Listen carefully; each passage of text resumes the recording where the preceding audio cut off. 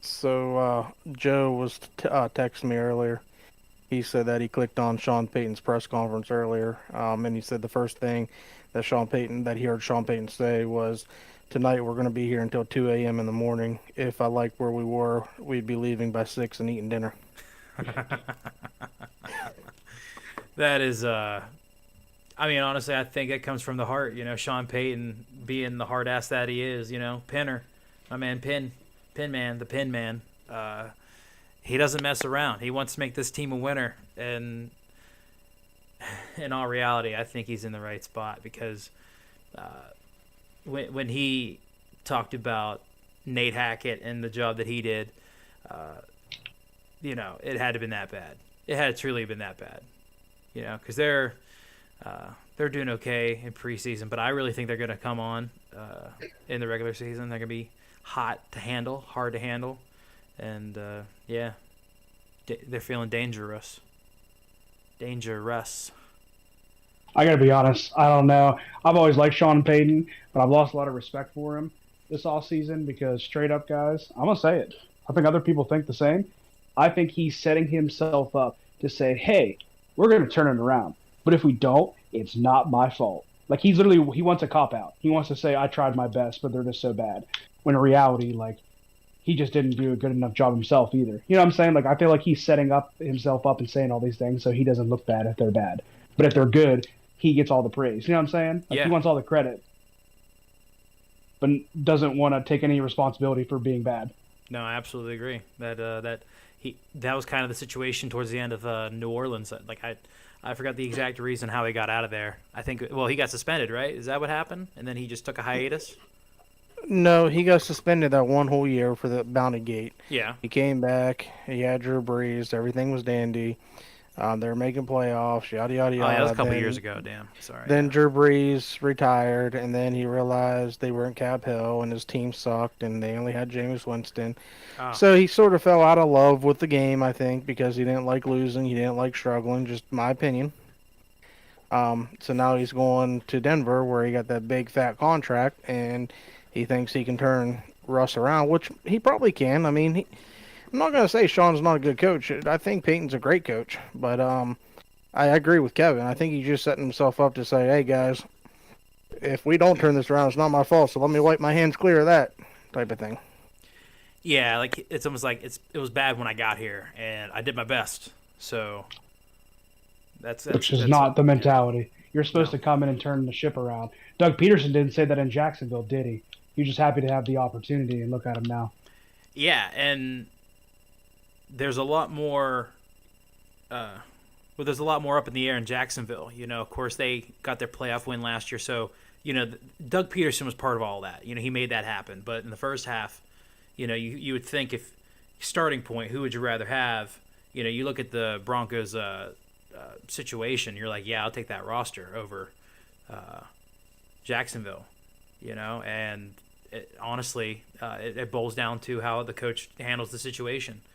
Uh, and Doug Peterson is a perfect example, Kev, because 4-win team 2 years ago made him a playoff team at what 9-8, right? They were just over the hump, but coming in a better team, man. I missed out on Tank Bigsby in the free agency, or not free agency in fantasy, and I might have to trade for him because I got ETN and 16 teamer, man. It's gonna be tough, but yeah, I love the situation in Jacksonville and Denver, man. There's I think they'll come on, and when they do, they'll be fine. I think it's the second time I said that, and I'm sticking to it. And I believe in Pinner. I believe in the Pin Man.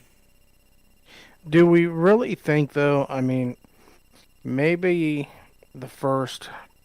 I agree with that too, Wales. I feel like Sean Payton's going to turn this team around. I think they're going to be a lot better than they were last year. But where there's smoke, there's fire with Russ. I mean, Pete didn't want him anymore. So is Russ going to turn it all around again? I mean, if he better, because if not, they've committed him financially Yeah. before the season even started last year, which I thought was a mistake right off the rip. But I mean, they thought they had their quarterback for the next 6 years, but they committed to him for a long time, so that he better turn around. If not, that team's going to be in cap hell again, just like New Orleans is Yeah, or Russ will be was with working at Sean there. Walmart, man. That's where he'll be at. Yeah. Russ will be working at Walmart. He'll be the guy giving stickers out. But so for those that are listening live, thank you very much. Thank you very much. For those that are listening anywhere else, thank you for tuning in for the 2K 4K podcast. This is the little preview we're doing here. Boys, I want to tell you right now we're going to do again, we're going to get into some later. We're going to get into NFC playoffs and predictions overall. But I want to start easing our way into the official show here. And since we're doing a preview, I thought it'd be a good idea to do one of our segments called Headliners. Talk about some hot button stuff going on. A lot of things happening in the NFL right now, but there's a couple things across sports that are interesting as well, and I'd like to get to them. We're talking about Denver, and that's a big thing, but there's a lot of movement in the NFL today. Handful of trades, some surprising no trades. A couple people are staying put, sitting out for 4 weeks. Pretty interesting about that unable to perform list, right? Is that the healthy, the PUP, right? Is that the situation going on with the pup? Yeah. Jonathan Taylor, Chris Jones, big day today in the NFL. Like I said, a couple trades,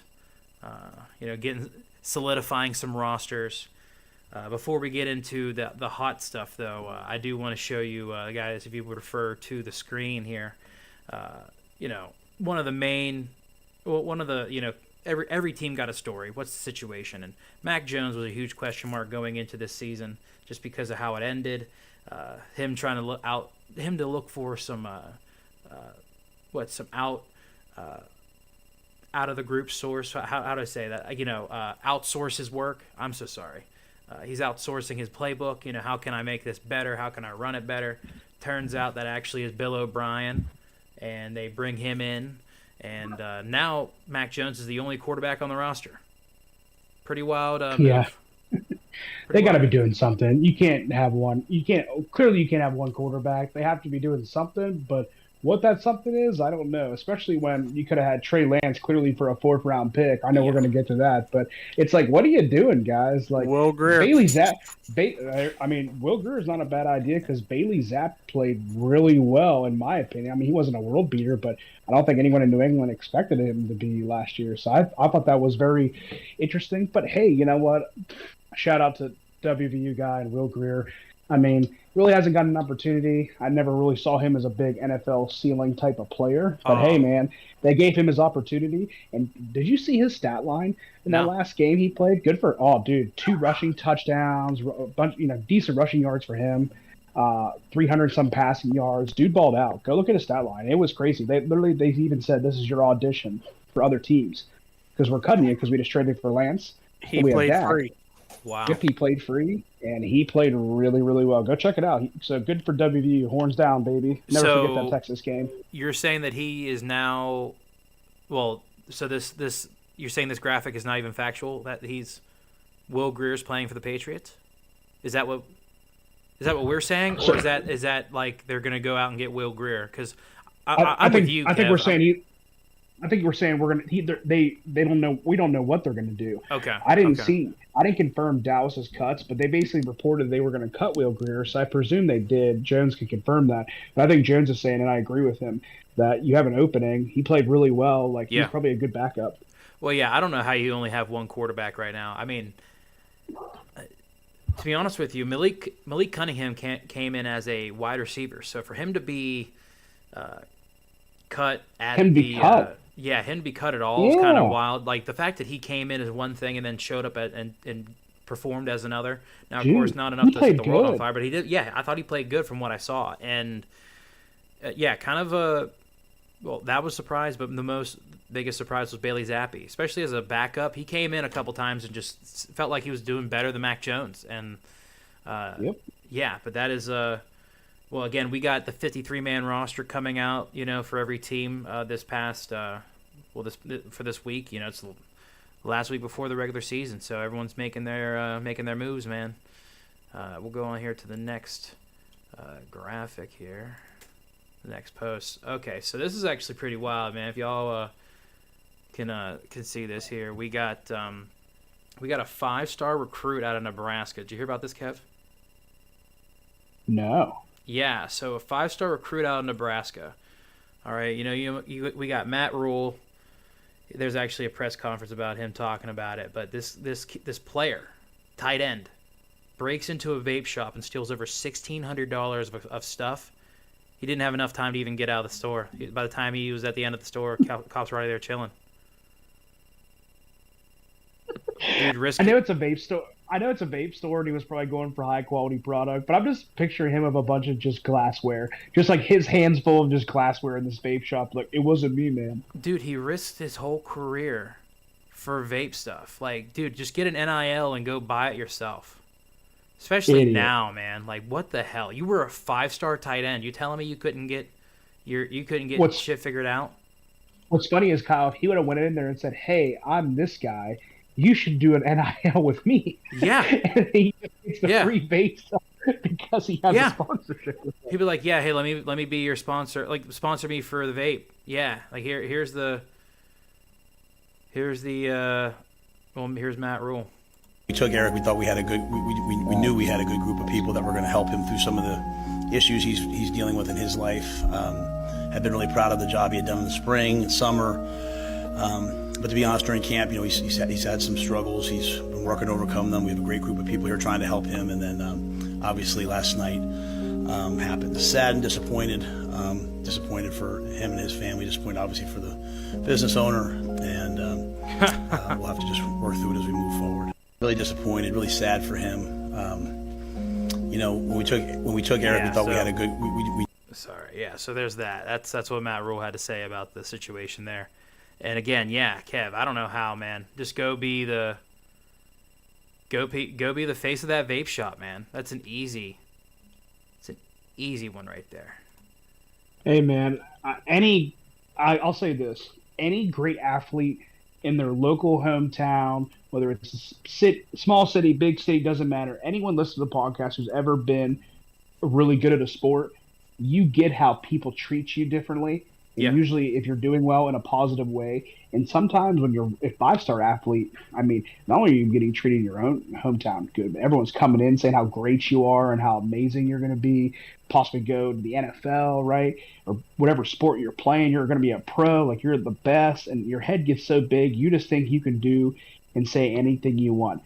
And even though you're right, Kyle, that would have been the smart, logical thing to do. These guys are like, nah, I'm above it. I'm going to do it anyway. What are they going to do to me?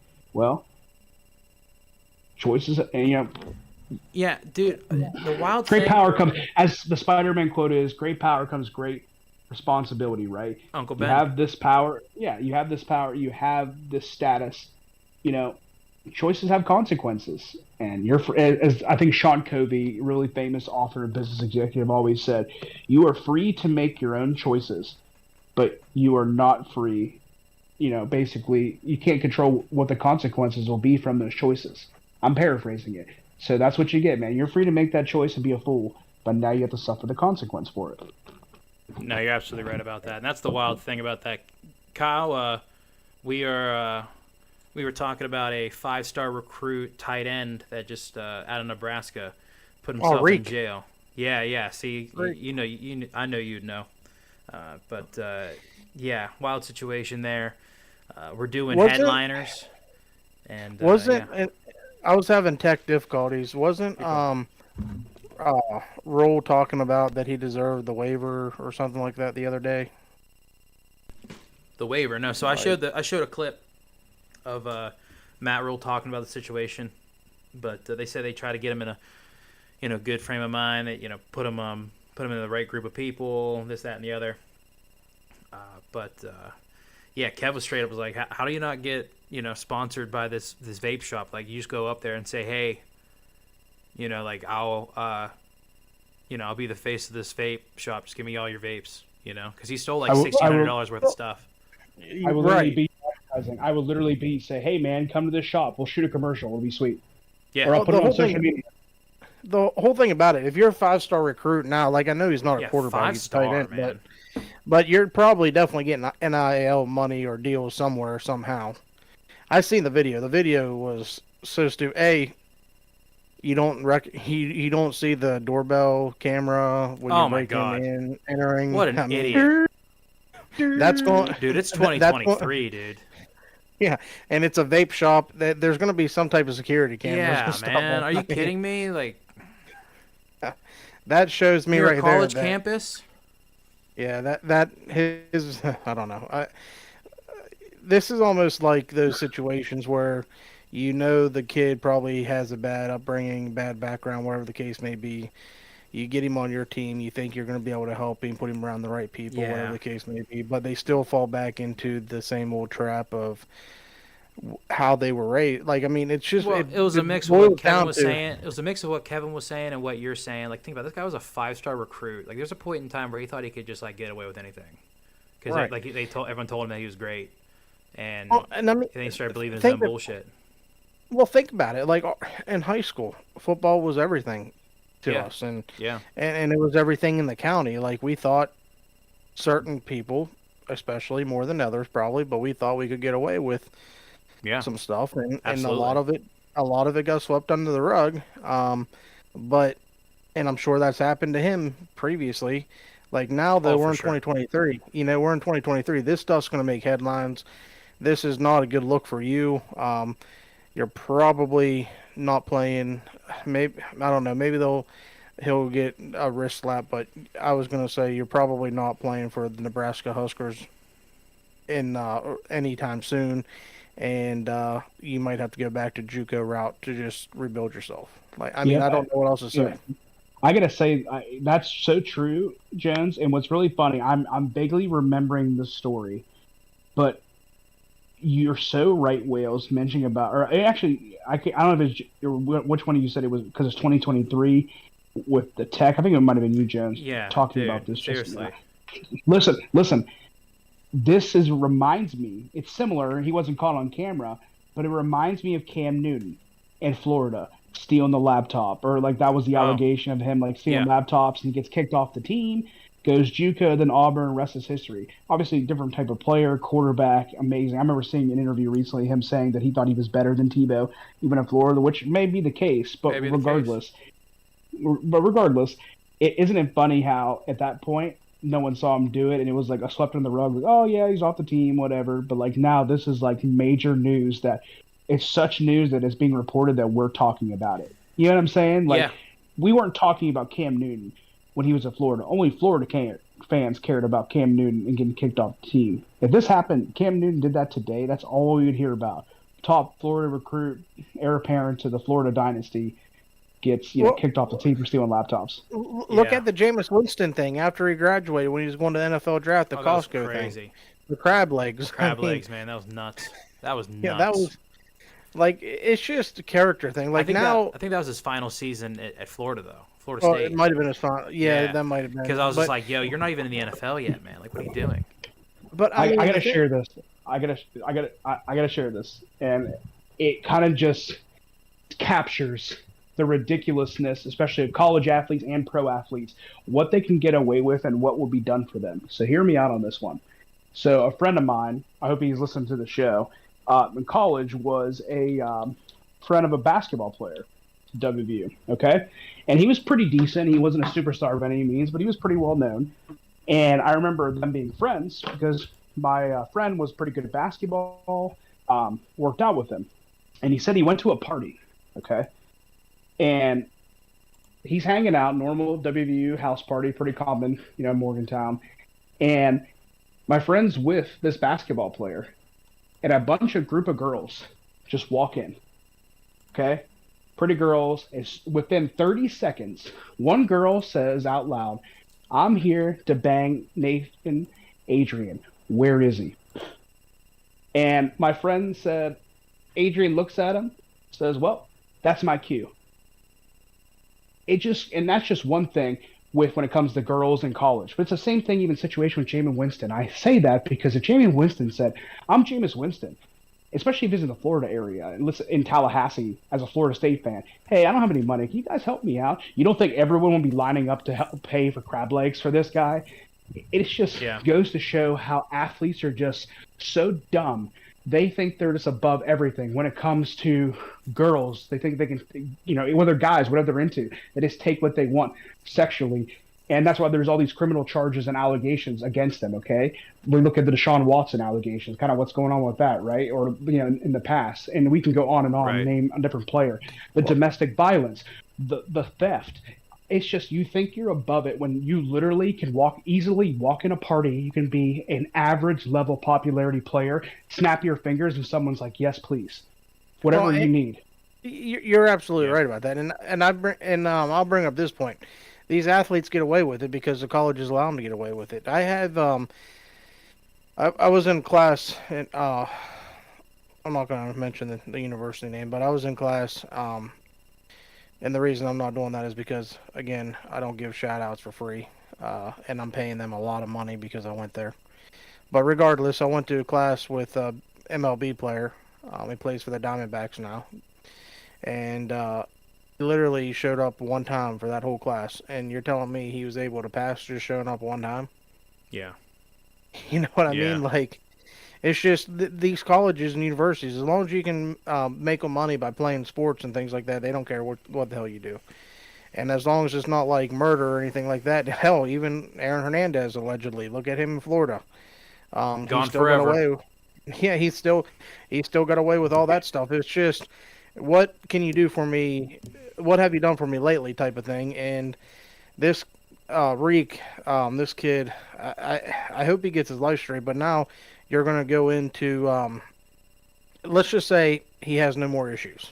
Okay, let's say he has to go to a JUCO route or whatever the case may be, or he gets suspended for this whole year with Nebraska and he comes back. You're still going to have trust issues with him. Oh You my know? god. I mean- well, dude, I've watched that video probably 5-6 times already. Dude knew what he was doing. Yeah, Dude knew what That's he was what I'm doing. saying. He's just like, I'm just gonna kick the door down. Cool. And he mule kicks the fucker. It took him 3 times. Yeah. And Th- unreal. Right. this isn't like a DUI. Like, No. a DUI, okay, that's a mistake, whatever. What mistake? Potential sign of alcoholism, sure, but Dumbass move by dumb, a kid, Dumb. But Absolutely. this is just like, I'm going to take what I want. Another day. Yep, it's premeditated. 100% That's premeditated. literally Yeah.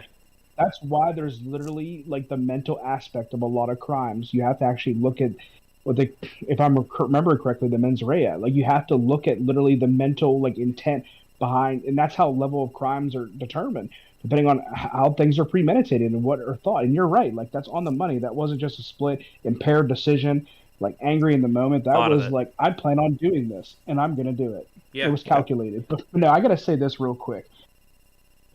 I'll even reveal our ages. Like I just turned 31 within the last couple weeks. I know Wales has got a birthday coming up. Yeah. Jones a little bit older than us, but we're right around the same age, 31, 32. And everyone hearing this, all these young athletes out there, anyone listening is going to say, "Oh, you're just old heads. You No. think you know better than us, whatever." Listen, I don't know better. I really don't know better than anyone. I can just only share what I've experienced in my own life and what I see and what I think. But I'll say this. I think every athlete out there, be you. Like, be yourself, be confident, like, do your thing. Like, you're clearly a gifted athlete and you have an opportunity of a lifetime. I guess what we're trying to say is be yourself and have fun, but there's a line. You got to know, like, and look in the mirror, like, you can't cross this line. Like, have fun and be yourself and do your thing. You don't have to fit into anybody's mold and be one that, you have to be a nice young man. No, like, you can fit into whatever mold and person you want to be. But you have to ask yourself, is it worth it? What do you want to be? Yeah. Right. You're a 5-star athlete. The Yeah. chances of you already, like, being a 5-star athlete, you're ahead of everybody else, especially in Nebraska. Like, if you 5-star go tight and ball end. out, yeah, if you go and ball out, you're probably being in the NFL in a couple years. And the other thing about it is there's such things as NIL deals now in college. You're going to get paid. I read a thing yesterday where Archie Manning's getting more money than Joe Burrow or something like that. It's just, It was his first year as Yeah. a quarterback, yeah, or something like that. it's just, Rookie season. yeah, but it's just ridiculous, man. Like, be smarter. You are who you put yourself around, right? So if I'm around lazy people, I'm probably going to be lazy, like really lazy. If I'm around an alcoholic, I'm probably going to be an alcoholic. Just be mindful of who you set yourself around, because I know it's hard to believe, but not everybody has the best interest for you at heart. Absolutely. That is actually what Matt Rule alluded to in the clip that you missed there, Kyle. It was he was talking about actually getting him around the right group of people and hoping that would be enough to hold him down, hold him steady. And obviously, it's not. It wasn't good enough. And sadly, potentially a career ruined. And DUI, this, that, or the other. If you do anything like Henry Ruggs, yeah, you're probably in a lot of trouble, regardless of especially if you're just well, any form of adult, young adult, whatever, underage even, yeah. But with this, Kevin, you talked about him potentially going to a JUCO. Like, do you think he's actually gonna get off in some way? Like, I think that in my opinion, I think his career's over. Well, I'm the one that said he could go to possibly JUCO route. Oh, okay. Because Right. Yeah, I Kev, I just don't see how this continues. Kev's the one with the law background. I'll let him speak on that. It's $1,600 some dollars. I mean, yeah, I think, Kev, correct me if I'm wrong. I know every state's different, but that's more than likely a felony of some type. It's not a misdemeanor. I mean, that's a lot, man. So he's going to have. It just depends. In my opinion, $1,600 of vape equipment, vape shit, whatever. It depends on how people look at this. Okay, he's a young kid. He made a dumb mistake. Has he had a prior arrest history? Has he had prior rap sheet type of thing like that? That's what I'm thinking. If you can check the boxes and say, okay, this is an isolated incident. Yeah, he screwed up here. I think he can. He might only, and if that's the case, he might get a slap on the wrist and he might stay with Nebraska. Yeah. A 5-star athlete. Here's the thing. I mean, that only comes into play when there's an actually sentence. You have to be, shown that you're guilty of a crime. That's assuming he doesn't take some type of plea. Every state's different. I couldn't tell you what Nebraska law says. I'd have to look at it. But I mean, it's one of those situations where there's a lot of factors. Did he have a weapon on him? Was there anyone present? Did he know it? It could turn into a robbery and turn into a felony.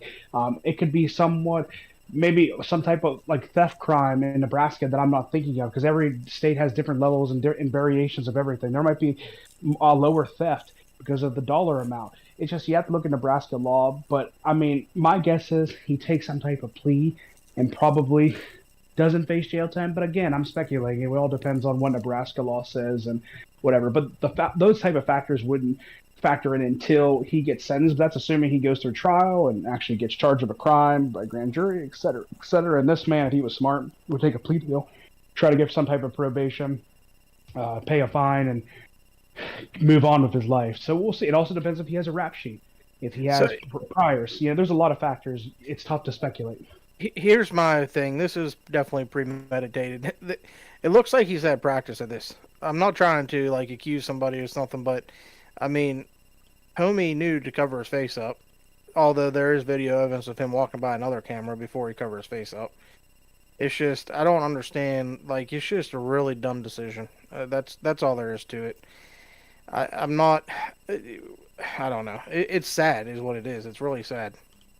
It is. Right. And I got to ask, what's the next topic of the day you guys want to talk about in the news? 'Cause I want to try to maybe move on to something more positive. No. We can be on this all day. Yeah, but this is a whole rabbit hole of things.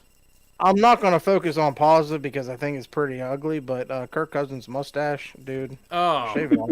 Oh, hey, no, we'll get to that real quick. Sure. No, hey, love the handlebar. Kirk, I love you. It? No, I mean, listen, he needs something. And dude, he's better than Dak. That's how I'm saying it. He's better than Dak. Dude, shave it off. You got the chains around your neck. That's all you need. Shave. No, he's a beautiful man. Mustache. Kirk's a beautiful man. But either that or go with the 70s porn stash look. We'll do the handlebar mustache. Yeah, but I wanted to give out some numbers real quick. I know we talk about making that money in the NFL, but baseball still reigns supreme. Steven Strasburg has retired this past week. I forgot which day, but I love me some Steven Strasburg. Dude had 6 no-hitters in college, and him coming out and then going to the Nationals. It's funny how they treated him, but of course, dude dealt with injuries in and out and had a pitch count for 1 year, but ended up finally getting a World Series ring. But quick numbers here. guy would make $30 million a start, $7.8 million an inning. He would get $2.6 million per out, and then $460,000 per pitch. All That's right. insane. Yeah, this is earnings since winning the World Series in 2019. That's been since 2019. So it's been 4 years. You know what pisses me off about baseball, Wells? What's that? And NBA. The money. Like, come Oh, on. I know it's you guys. insane. I know you guys play a lot more games than NFL, but you guys are not taking the hits like NFL football players. That's not how it works, brother. Well, dude, no, That's it's not. Yeah, that's it's not not how how it it works works. at all. Yeah, it's not how it I works at all. know, It's I revenue. know, but I know it's revenue and stuff. But damn, like, I mean, I'm not gonna like, hey, make your money. Like, good for you guys, but I'm for the NFL player. That's all I'm saying. This is the same argument that goes to the women's national soccer team. That whole controversy. Of course, they're incredibly talented, and of course, not this past year, this world, this Olympics, but they're former Olympians. They're they're an incredible team, right?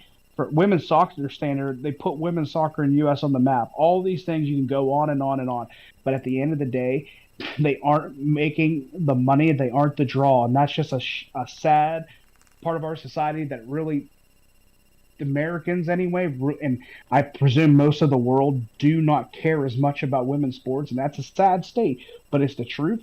And because they don't care, less money comes in. There's less money to pay them, unfortunately. I know they recently got a fairness pay bump. I thought I read that USA Soccer, or I can't remember if it was USA, but some type of entity made sure they had more pay this time, and they didn't do as well. But regardless, like, it's the same type of argument for that. Is it's all about the dollar, what comes in, and what can be agreed to share to the players, and it's spread out. That's why someone like the NBA does not do the type of numbers. If I'm correct, if I remember this, NBA doesn't do anywhere near the type of revenue and numbers that the NFL does, but they still do a substantial amount of money, and there's less players. There's only 11, 12 players on an NBA team where there's a 53-man roster plus a practice squad. Yeah. Or I'm sorry, 53-man roster and a practice squad for NFL teams. And there's 32 of them, where the NBA, I think there's 30, if I'm remembering correct. So it's kind of like that dynamic. It depends how much money there is coming in and what's agreed to go around.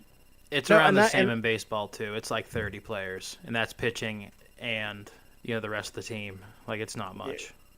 And I get that. I mean, I understand that, and I'm not gonna, good for the baseball players, good for the basketball players, make that money. I'm not gonna debate that, but it's just I'm for the NFL player. That's all. Like, I feel like. Oh yeah, they get beat up. Yeah. Then you need to talk to Roger Goodell. And that's what I was getting ready to say. It's the Goodell Fix the factor. kickoff. Yeah, but anyway, on other bright side news, you know how I love the podcast Bustin' with the Boys with Will Compton and Taylor Lewan. Yeah, what you got? We've talked about that off there, but I thought it was pretty funny today. Will Compton's probably the hottest free agent linebacker out there right now, and from what I heard on Twitter is 32 teams are interested, so stay tuned for year 10.2. Will, that's a shout out to you. Hope you get signed soon. He wasn't the same. That ain't the same Compton that was on the Steelers, right? No. Okay. He played for the Titans. Well, he started with Commanders or the Redskins at that time out of Nebraska. He went to Nebraska. Right. There he is, right there on the screen. But yeah. He's a funny guy. He started with the Commanders, went to the Titans, went to Oakland, went back to the Titans, played for Vegas 1 year. So, he's so funny. I love that podcast. I just wanted to share that. It's always funny. Free promotion. There you go. Free promotion. Yeah. Listen, Whatever. I know he's probably not in game shape per se, but it still blows my mind that Taylor Lewan, no one took a chance on him. I know there was that weird dynamic going on in the off season about what he was doing, and people are like, "Who is this guy?" But anytime, I agree. I've seen a couple. I've seen their podcasts. He seems like a funny, genuine dude, and he was pretty good at one point. And of all the people having line issues out there, like, are we really not going to give this guy a chance? He was pretty good at one point in Tennessee. Come on. Yeah, and I don't know the whole situation there, but I do know that one time they were talking on the pod, they'll know when it's time to hang them up or whatever. And I haven't really seen Taylor put anything out there saying he wants to continue to play. And I know he's had 2 ACL injuries back to back, so maybe that's the issue. He lost a lot of weight too by the looks He of looks things, good. so Yeah, he looks really he thin. looks great. Yeah, he looks great. Good for him. Yeah, I But wonder. I wonder if, I mean, in all reality, man, we're talking about, he probably he clearly got paid the big bucks. He was a first round draft pick in the O line. Those guys get playing blindside. That guy's the best of the best. But in all reality, he's probably cool with doing what he's doing now. He don't got to hurt himself. He can talk to whoever, do whatever. I don't blame him whatsoever at all. family I time. I gotta share this. This is kind of off topic, but it's kind of like, wow, I can't believe that. Especially us, because I feel like we appreciate fast linebackers, especially in our Madden days. So I'm going through all the cuts, and I haven't made it very far, but I went through Carolina, and Carolina cut Deion Jones. I know he was a veteran and he Oh. wasn't as I know he wasn't doing as great anymore, but man, really, he played that bad? Like, my man was a really elite fast linebacker at one point. Like, how the mighty have fallen there. Yeah, 89 speed. Love me some Deion Jones, man. That guy. You don't got to play. You don't got to put a safety at sub when you got Deion Jones. That's for sure. That's crazy. I mean, he must have really. And hey, there's old Alex Leatherwood. I know our buddy Jones knows him pretty well. He got released by the Bears. The Bears. My God. Did you see everybody that the Saints cut to? No, Kev, I haven't gotten there yet. you alluded to that. I promised Joe I wouldn't mention them. So you alluded to Saints were basically the Raiders of the NFC South. Right? They cut Jonathan Abram. What? Really? They cut Oh. they cut Brian Edwards. They cut Lynn Bowden. So Wow. the only one still standing is DC. Derek Damn. Carr was having some flashbacks. He's like, I need these guys off my team. They're bringing the vibe down. Man, well, not in the same boat, but in terms of cuts, the Browns cut their kicker that they drafted a couple years ago. Man, Cade York. Say No, that. yeah, the fourth round, or yeah, I saw that. That Like, I think it was like standout? a fourth round pick. It was like a fourth round pick. Yeah. That's didn't pretty shocking. In other kicker news, Nick Folk is going to. Who did I see him go to today? Kyle, it was a three-way the trade. Titans. It was a three-way Titans, trade. Yeah, Nick Folk. Involving a kicker? Yeah, three kickers got traded in a three-way trade. Kevin, Saints trade Will Lutz to Broncos. Denver. Patriots trade Nick Folk to the Titans, and then Chargers trade Dustin Hopkins to the Browns. Insane. Rock beats paper. No, sorry. Rock beats scissors. Scissors beat paper. That surprises Right? me about the Did Dustin I Hopkins miss something? thing. Yeah, that surprises me about the Dustin Hopkins because he's been pretty legit for the Chargers. Yeah. Well, there's a lot of rookies. I don't know about the Chargers. There's been a lot of rookies this year. Like, that's why the Patriots got rid of Nick Folk. I was reading the Patriots had like a rookie kicker that was doing well. Then him and Folk were both good. So of course the Patriots like, well, we're gonna keep the younger kid who is super cheap, and we didn't have to pay very much over Nick Folk. So see ya. Yeah, Nick Damn. Folk, I don't know, like his leg strength wasn't the greatest either. So, I mean, from 45 in, he was Yeah. pretty good. But I Especially mean, in New England, dude. New England, it's getting cold, brother. yeah.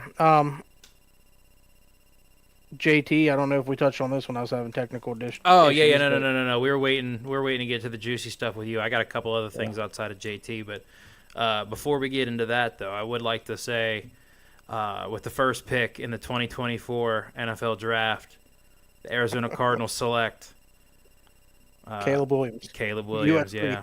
quarterback. They are the first team.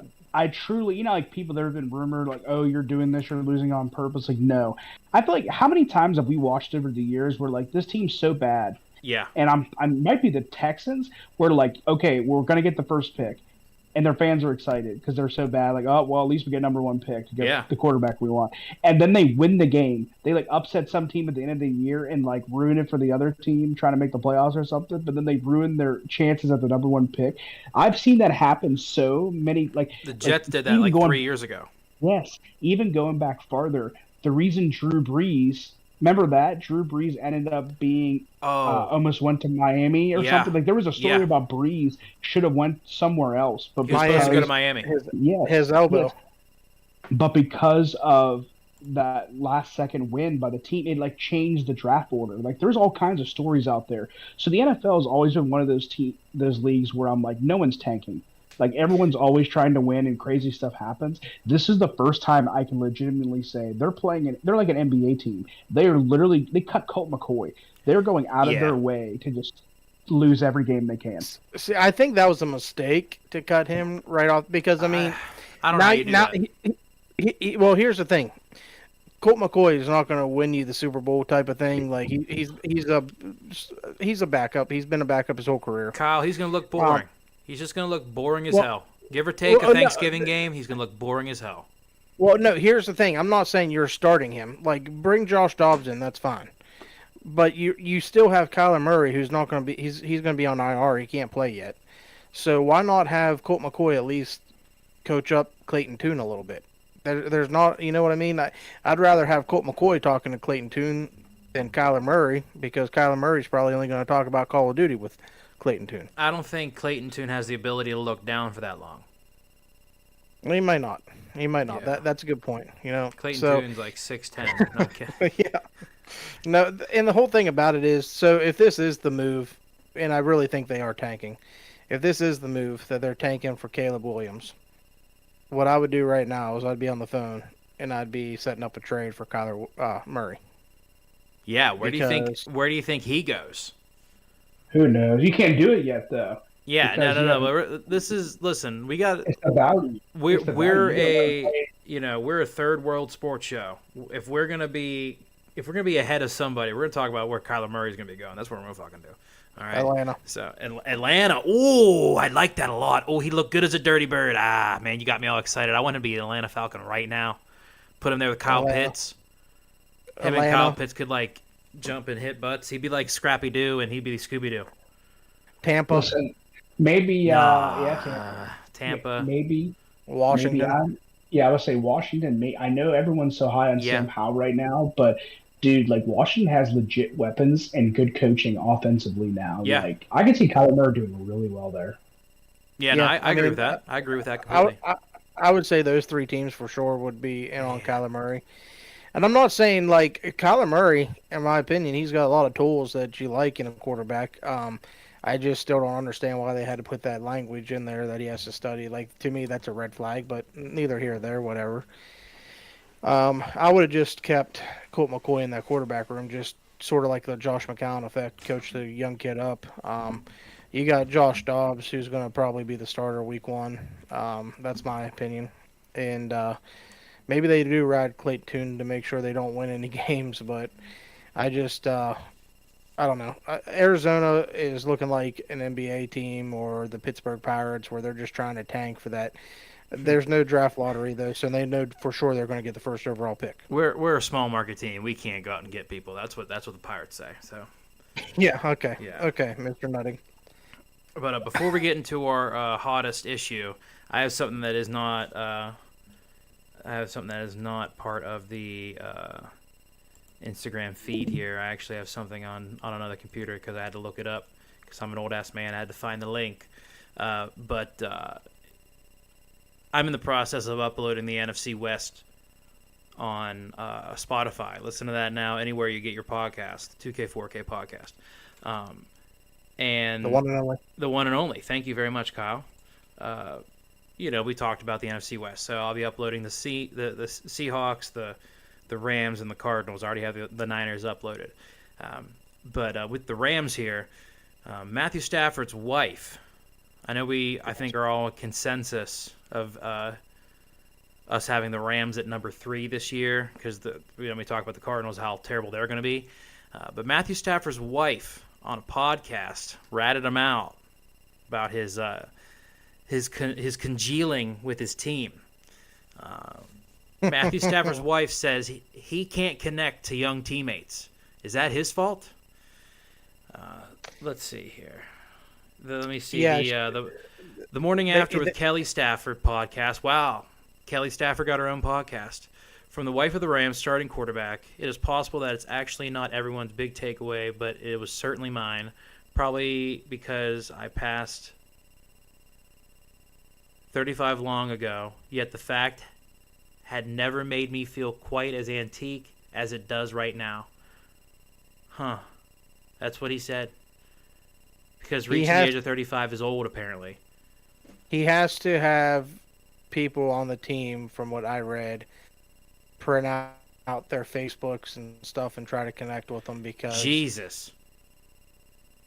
In his Really? words, as soon as the meetings are over, or practice is over, the young kids go straight in their phones. Wow. That's wild. So, All right, I'm just gonna say it. Matthew Stafford, are you like some kind of nerd or something? When I Yeah. say nerd, like you have like no interest, and you're like come on, I know you're older than these dudes, but like, why don't you just be interested in what they're doing? It's really easy. Like, hey man, what are you into? Like, let's go hang out. Like, Yeah. you're the quarterback. You're the leader. What are you doing? That's why I like Well, Kirk Cousins with the handlebar. Kirk Cousins got that handlebar mustache because he's trying to be cool with the kids. All right. supposedly, he's asking these kids what they like, and they're just looking at their phone and not giving answers. Supposedly, that's what I read. Huh. Okay. Well. Now, I mean, the thing about it is, it's funny because Andrew Luck, I think he still has a flip phone, if they still make those.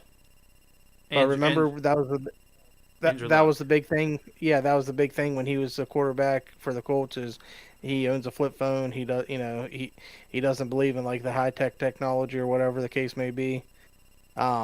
So now we're fast forwarding a few years later, and now Matthew Stafford's saying like this is an issue, kids being on their phones and things like that. Hey, It's just Wow. funny, the two different types of quarterbacks. I got 2 words. Aaron Rodgers. He's older than you, Matthew Stafford, yet he seems like he's doing just fine. Go watch Hard Knocks. Yeah. They and no one asked him for his Instagram handle. I guarantee it. Hey, him and Sauce have a nice little handshake too. Yeah. Oh no, I love the handshake. I love that, But yeah. the follow up, what Kelly Stafford said, she goes, "It's kind of crazy. Matthew has been in the league for a long time, and he's like, the difference in the locker room has changed so significantly. They have a lot of rookies on their team. They're very young. He feels like he can't connect. That is so sad. That again, if you're that far out already, you're already doomed. You're doomed. So That's a loser mentality to have. Boo hoo. Go retire, Matthew. If it's Yeah. such a hard time on you, go retire. yeah, Hey. I don't know. That's a weird situation, and that's kind of why if it wasn't for the Arizona Cardinals existing in this division, I'd have them at 4. They would be the worst team again. I believe I have them at 2 actually. I think I got them at 8 and 9. Man, you crazy, man. Again, I want what you got, Kyle. Whatever you got going on, I I might want be it. wrong. Gotta look at that again. I thought I had them at 2. I thought maybe I'm wrong. Let me look at this real quick. You know how I know you're. Yeah. No, I got them at 9 and 8. Wow. Do you know how I know 9 and that 8. you're a Buckeye fan? You're a nut. Everything on my wall. No, because you're a nut. That's why. Uh, You're a nut, well- Kyle. That might be. Yeah. Worthless anyway. nut. No, you're not a worthless nut. That's what a Buckeye is, But- though. But yeah, we can get to the main headliner of the night. Again, it's the year of the running back, Kyle. You've alluded to this many times, and I can't agree with you more because I do love a good running back. But one of the best in the league is gonna keep his cleats hanging for another 4 weeks.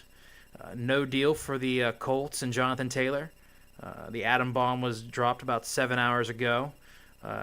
With no trade materializing today, Taylor is expected to remain on the physically unable to perform list, making him ineligible to play for the first 4 games of the season. Taylor now is expected to miss games versus the Jaguars, Texans, Ravens, and the Rams. The Colts' next best opportunity to deal their all-pro running back could be before Halloween. Wow. No deal by then. right. What else? That's it, yeah. So let me get this off my chest first and foremost. What you got? You could have avoided this whole mess, similar to the Josh Jacobs fiasco, by paying the guy. Luckily, Josh Jacobs is in the building, right? Thankfully, for you. Thankfully for us, the Raiders. But For those that don't know who Josh Jacobs is and who he plays for, it's for the Las Vegas Raiders. okay, I'm trying to You cut always- down on that because No, Joe get mad. listen, I'm telling you right now, Kyle. 100 shows from now, we're gonna start making a drinking game, Kevin and I, and we might just become alcoholics. So hey, 100 shows from now, we're doing good. So that's how I feel. Keep bringing up the Raiders, Kyle. The point is, Anthony Richardson needs the best friend of a young quarterback is the run game. Yeah. Anthony Richardson you named him the starter. He needs his all-pro running back there. Right. So when you drafted Anthony Richardson, Jim Irsay, the light bulb should have went off and said, well, I got to pay the all-pro running back. He deserves his money. What does he want? Okay, this is what you're going to get. If I'm going to spend – I know that, I know it's a different type of an account, but I know he was going to pay $20-some million to rescue the damn killer whale. So why don't you pay whatever your running back needs to rescue your organization? So I'm going to tie in another headliner with this one. All right, when Jim Irsay had that light bulb go off, what he did, he took it, he removed the top, okay, and then he went to an Ace Hardware and got some tools and got some utensils. And what he did, he should have actually went to that tight end, that 5-star tight end from Nebraska, and showed him how to make a vape, because that's what he did. He actually made a vaporizer out of the light bulb, okay. And he put it right back on that stripper's butt crack, and he was just like, "If I die tomorrow, who cares about Jonathan Taylor?" Right? That's what he did. That is exactly what he did. Yeah, that's what happened. The disrespect for JT is I don't get it. Well, here again, I don't get it either. But a wild thing, you make my heart sing stat that I saw. Let's see if I can find it here. Let's see if I saved it. Let's see if I was a good boy and I saved it. That would really help this whole conversation. But Jonathan Taylor has more carries in the last 4 or 5 years. He has more carries than Derrick Henry. Yeah, and that's including his years at Wisconsin, which it's Big Ten football. It's one thing, but in all reality, it's still it's still him. It still touches. And when I saw that stat, I was kind of shocked. I really don't want to think that it's true because, in terms of tread life, you would think that Jonathan Taylor would still have a better situation than Derrick Henry. Love me some Derrick Henry, Hall of Famer, future Hall of Famer. But, I don't think I saved it. I'm not a good boy, guys. Well, and I get the touches part. The tread on the wheels for running back, in the end, that doesn't really equate to why he's being treated this way. There's no way Jim Irsay is aware of that. He's just like, yeah, hey, you're just another player. You're not Peyton Manning. Last time I checked, that's probably what he's saying. Yeah, probably. And until he wears number 18, he could fuck off. He's an asshole.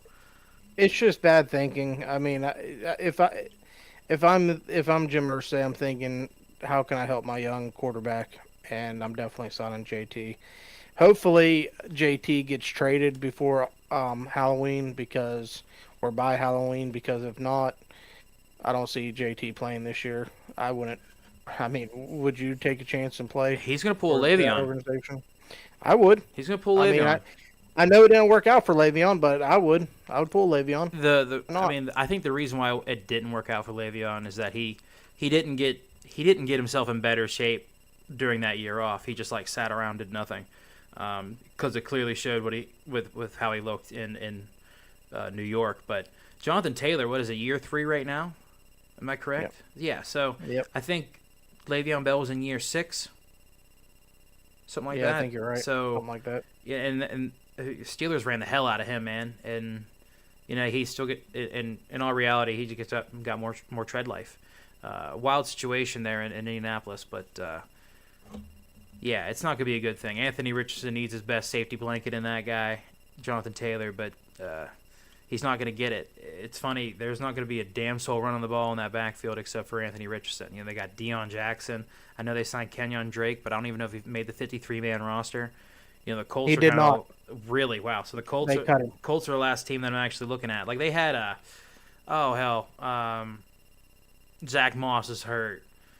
I said Deion Jackson already. There's a white guy running the ball for him. I don't know if he was an XFL player, but no, it wasn't Sorgi. I apologize.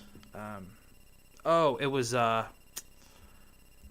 James Funk was the running back for the Colts that I saw during like the third and fourth quarter of the game, which who knows if he made the team. But the point is there's not gonna be a soul in the backfield, man. It's gonna be a rough year for the Colts. I agree. Yeah. Good news for the Cardinals is the Colts don't need a quarterback now, so they'll be fighting for the 1 and 2 overall pick. But, yeah, right. I see your Instagram feed right there. I want to say one thing real quick. R.I.P. Bobby. Oh yeah, Bob Barker. R.I.P. Bob Ross, man. Yeah, I love me some Bob Ross. Or Bob not Bob Ross. Ross. I'm so sorry. Bob Barker. Bob Barker. Damn. I'm sorry. I don't even see it. Where am I at? Hold on here. I think you said a little bit delayed. Yeah. Yeah. I do love me some Bob Ross. Oh, there he is. Yeah, Bobby Barker. I'm sorry, guys. Yeah, and I posted the damn thing on my feed. I'm terrible. Yeah. R.I.P. to both them guys. The price is wrong, bitch. That was my favorite thing in Yeah. Happy Gilmore. Yeah, he was a true superstar, man. Bob Barker. 99 years old, dude. 99. Yeah, I want to make it Hell to of a 100 life. any way I can. Any way I can. But make sure you get your pet spayed and neutered. Yes. Yeah. Speaking of spayed and neutered, have you seen these pictures of Kanye? Have you seen that dude got his butt crack out in Italy? Dude's living large. Do we know if he ever played football and did he get CTE? Because he reminds me of a lot of Antonio Brown. They're the same person at this point in time. It's a real shame. It's a real shame, Yeah. Kanye. I mean, Your mom's dude, I proud, don't know. Kanye. It's okay. Yeah. Just like AB, I miss the old AB. I miss the old Kanye. You know. Dude, homie, I Yeah. think he's trying to impersonate Reek. Also, I have Who? to say, Reek. AB? The Nebraska. No, Kanye with that mask on. Oh, okay. I'm sorry. Did yeah. Do we know if he robbed if he was in Italy and robbed a vape shop? Yeah, he rapped about it. He's like, I robbed a vape shop. That's great. also, you guys mentioned Bob Barker. Obviously, RIP to him. Did you guys see the meme where it's like this man literally got as close as he could to to 100? Yeah. He's like close as you possibly No, could to dude. getting $1. Yeah. Betty White, dude, like she was close to 100 too. She White was a week thing away. Was, Yeah, yes, she the was a Betty week away. White. The Betty White thing was nuts because everything you just said, she was a week away. But the worst part, they did like an article on her that she like did an interview, like, oh my god, I can't Yeah. believe it, and then she like passed. Like, are you kidding? Like, that's awful.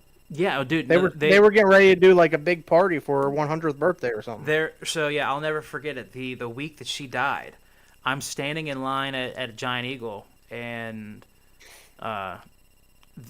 you see the magazines on the shelves like right next to the cash register, and yeah, man, it's just like I'm 100. Like she's like, I can't believe I'm 100. I'm just like, oh my god, you missed it by a week. Like how could they? It's like you rolled out the Reese's Cup pumpkins too soon. That's exactly what they did. I gotta tell you what. I don't know about you guys, but I think I've had this conversation before. Your boy really doesn't really interested. We'll see how everything's changed as a grandkids and everything if I have them, but I don't know if I really want to live past like the 80, 85 range. So like I get that old, I'm good, y'all. I don't need that. I'm sorry. No, man, I want to be old forever. I want to be old as dirt. I'm thinking about like 35-year range. No, I'm just playing. What? Listen, you better. Just like that old guy with We'll miss the 4K. No, just like that old guy with the mustache. Do you have diabetes? It's a miracle I don't have it already. no, I'm just playing. Like I agree, Kev. Like 75, 80, I'd be happy because I mean I don't want to be in. I want to die when I don't have to rely on people to take care of me. Like I don't want to be in a damn home and stuff like that. So before I die, all I want to Ain't no do life. is go skydiving, Rocky Mountain climbing. Okay, I want to spend 2.7 seconds on a bull named Blue Manchu. Fu Manchu. Fu Manchu. Fu Manchu. Sorry. Okay. Listen, And make sure that I love deeper. Listen, I've And done then I one of smoked those things sweeter. already, Kyle. We can do these things. Like I've already checked one of those off. It's fine. Well, find me a bull named Fu Manchu, and I will get on that son of a bitch. Kevin, I'll probably last longer on that than I do in bed. I just hope someday you get the chance to live like you were dying. Okay. I am dying. You should see what I eat. I am actively dying. I've lost my worth since coming off the lot, sir. You want to hear something funny? This is how I know I'm fat and out of shape. Like my literally. God. Okay, what? We're getting ready. Kyle? Saturday, as you guys know, I moved my mother-in-law up here, so we drive 3.5 hours away to go get all of her stuff. But on our way, 6 a.m., there's a Chick-fil-A. So what do? What day? This is Saturday. Okay. So I pull off on that exit. I go to Chick-fil-A. I spend $60 in breakfast sandwiches. Good Lord. I mean, it's Good expensive, Lord. man. Jesus Christ. Kyle, we were in Vegas. Listen, Kyle, Wales and I were in Vegas, and there was a Chick-fil-A in our hotel. We weren't even close to spending $60. No. I'm pretty sure we got like 1 million sandwiches one day. Oh, That is no. ridiculous. So, Did you just get the biscuits, or did you because I got the Chicken biscuits, dog. Yeah, the biscuits. Nothing- Yeah, no. There's See, I no didn't do answer. that. I got the English muffin with the chicken on it, with the white egg, with the cheese. Oh my God. You're like, I want 60 of them. Or no, or like, I didn't want 12 of them. You didn't even get the good thing on the menu. Chicken biscuit or die. That's what all I got to say. Chicken biscuit is the only way to go. Vote or die, motherfucker. Vote or die. That's how I know, though, that I'm fat, out of shape, and don't care about Oh, my health God. at all. Kyle, man, I don't know. Hey, I love it. I saw a video on someone eating 200 rolls at a Longhorn, and I was like, just take me there. I'll see you on the ground. Oh, okay. Okay, so rolls for days. a question for both of you. Sure. There's a record for our Texas, what's it called? The I'm Texas not eating. Roadhouse, I'm not whatever. eating country fried oysters. I'm not doing. No, it. it's the Texas Roadhouse. The rolls that they give you with that cinnamon butter.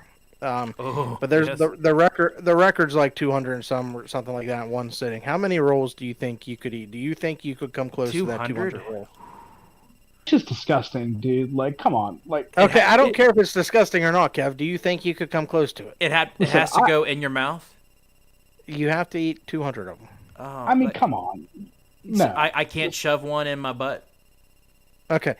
I Well, could probably fit no. 8 in my butt and the other I just got to ask a question. 192 in my mouth.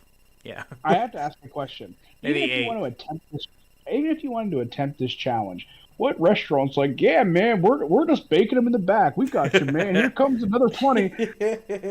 He just the pills back. You know, like the fucking. He's like, yeah, man. Today's the day I come in every week. You came at the right time. You know. I mean, I would imagine you had to call ahead for something like that, but I guess it's in the record book somewhere. But anyway, our buddy Nick thinks he could. I'm here our to break buddy the Nick, record. Our buddy Nick thinks he can do that, and I've been arguing with him. I was like, dude, I might be able to get 20 down, but after that, I'm done. Nick, I love you. If you're listening, I love you. You'd be lucky to get 20. You'd be lucky to get 20 with the apple butter 2 weighing you down. If you could do 20, I'd be impressed. You'd have listen. what I'm It's all saying. about you got to do the Matt Damon diet if you're doing that. Okay, what you got to do is chew 40 times, dissolve all that shit in your mouth before you swallow it, and it's like it's nothing. By the time it gets down there, it's gonna be all broken up in your mouth. It's not gonna be no longer dough or bread, but you know that's about how you do it. But do you call in advance for that? I'm just thinking, you know, you go in with your girl, you're there. Like, all right, guys. Hey, how's it going? I'm Kyle. I'll be your waiter today. Can I get you guys started with some drinks? Yeah, I'm actually here to break the record. And then you're like, I'm sorry. Sir, You know, sir, I'm sir, here to break we'll be right I'm here to break the roll record. We'll be right back. The rolls are actually bacon right now. Yeah. So, You're just as a waiter, you're tell like, him to I'm get not back getting up. tipped right with this. I'm not gonna get tipped. Right. hey, man, I just want to let you know, I don't need you to wait on us anymore. I need you to go back to the kitchen and assist with the baking process. Yeah. I need you just shuffling them out. Oh There's no way. But Nick and I argue about this on a daily basis. He thinks he can do it. I'm like, dude, you'll get 20 and be done. Like I was like, I might get 20. So much, man. Listen, our friend Tyler's probably listening to the show. We had and I know you guys have probably beat me in wings, and that's fine. But when I was like in my decent eating prime, my friend Tyler bet me. I couldn't eat 50 wings, and I got to about 43, and I physically couldn't do anymore. They were bone-in wings. I couldn't do anymore.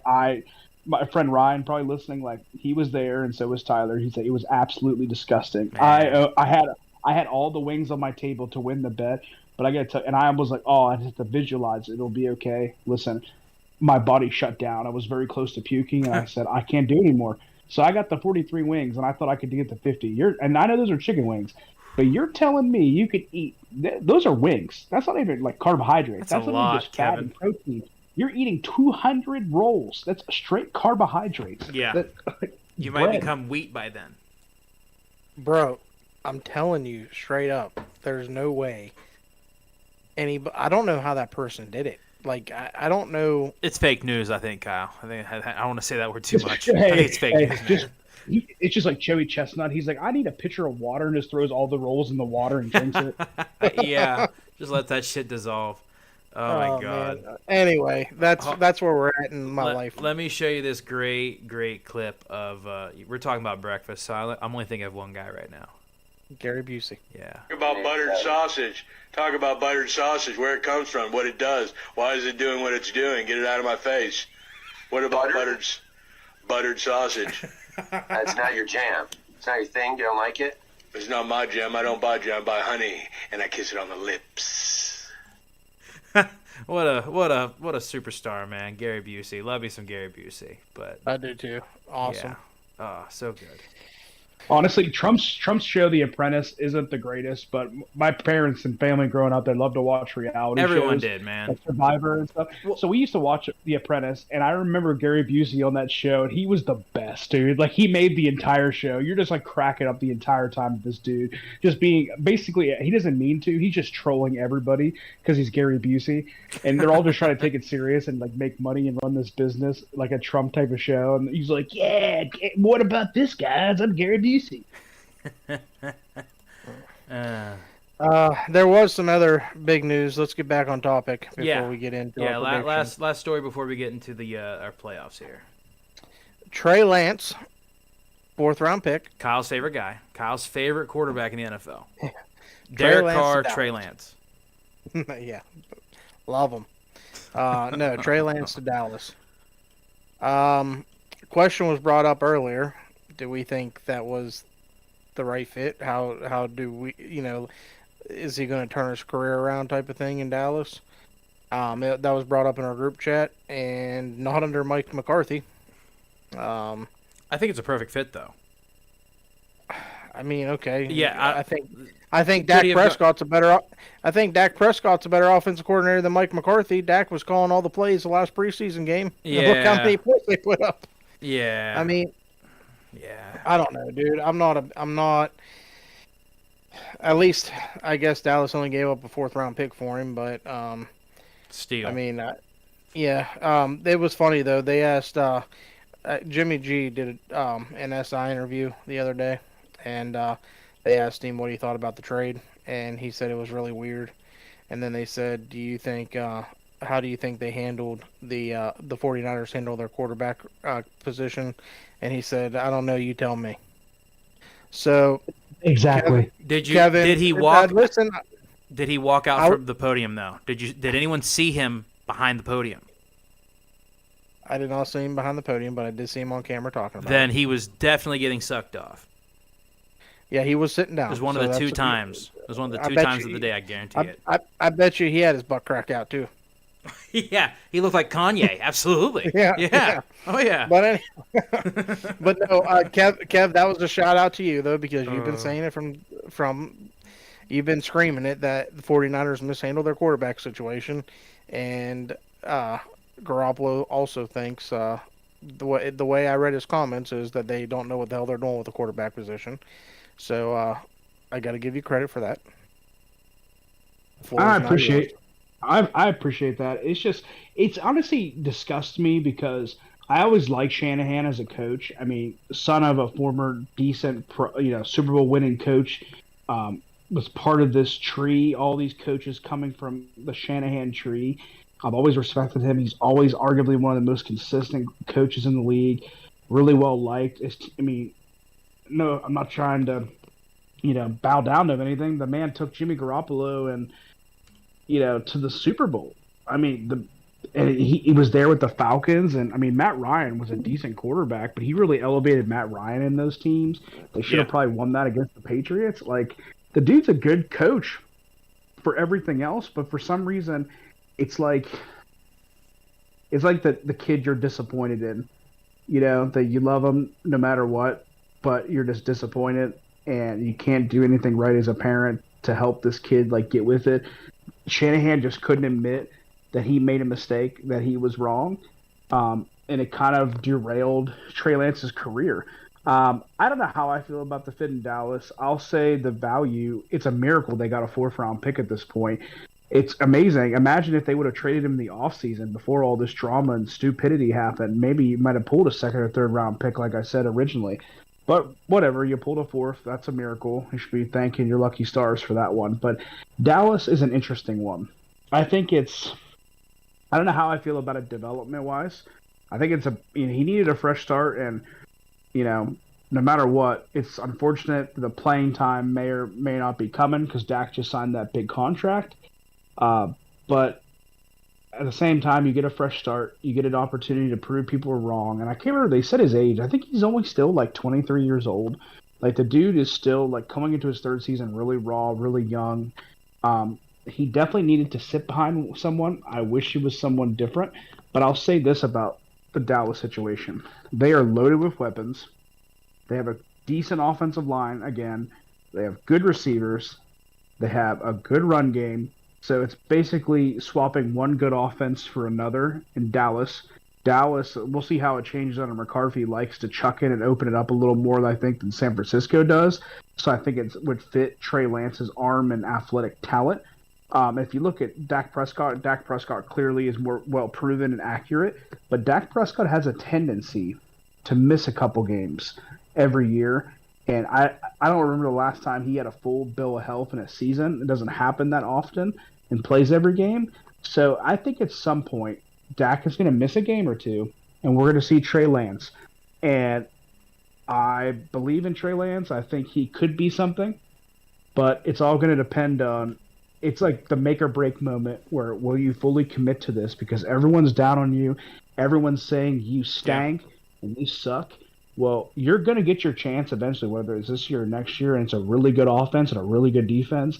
You need to ball out. And if you don't, your career is over. So I know it's really tough, and he finally got out of that horrible situation.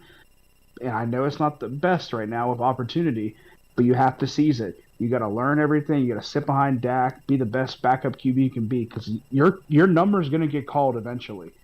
And even his spot play, See, and here's where I thought they should have traded Cooper Rush after they made that trade with Trey Lance, because now you got Cooper sitting at number 2. So if you're saying Dak's going to miss possibly a game or two, which you're right, Kev, like every year it seems like he misses at least 1 or 2 games. So you're not going to bring Cooper Rush in, you're going to bring Trey Lance in. So what's Coop's going to do? Is he going to get demoted to 3rd string? Like if that's the case, I would have rather kept Will Greer, trade Cooper Rush, because you could probably get some type of value for him. I mean, even if it's a 7th or 6th round pick, it's still something. That's where I thought they should have went with that situation, but I agree. It's still a good offense. I just don't trust Mike McCarthy. I don't know, dude. Something about that guy. I just don't trust him. Maybe it's because of the whole debacle in Green Bay. I don't trust him either. Well, he already had a Hall of Fame quarterback, and for God's sakes, with Aaron Rodgers. And to move on from that and try to make a better situation out of probably at the point of him leaving Green Bay to the point of him even arriving in Dallas, similar overall teams. They're both pretty good. But the difference right there is either Dak Prescott or Aaron Rodgers. I take Aaron Rodgers every time. But with Trey Lance, you think about it, Kyle, they really didn't think that they were going to be eligible to get Trey Lance. They thought that everyone and their mother at one point in time were like, well, I guess they're going to keep him. And then once Trey Lance wasn't showing up, they're like, okay, well, we got to move on. And yeah, I think I agree with both you guys. He could have went to a better situation, 100%. But the likelihood of him playing is much higher. You guys alluded to this. Dak hasn't played a full game, or sorry, a full season, full game.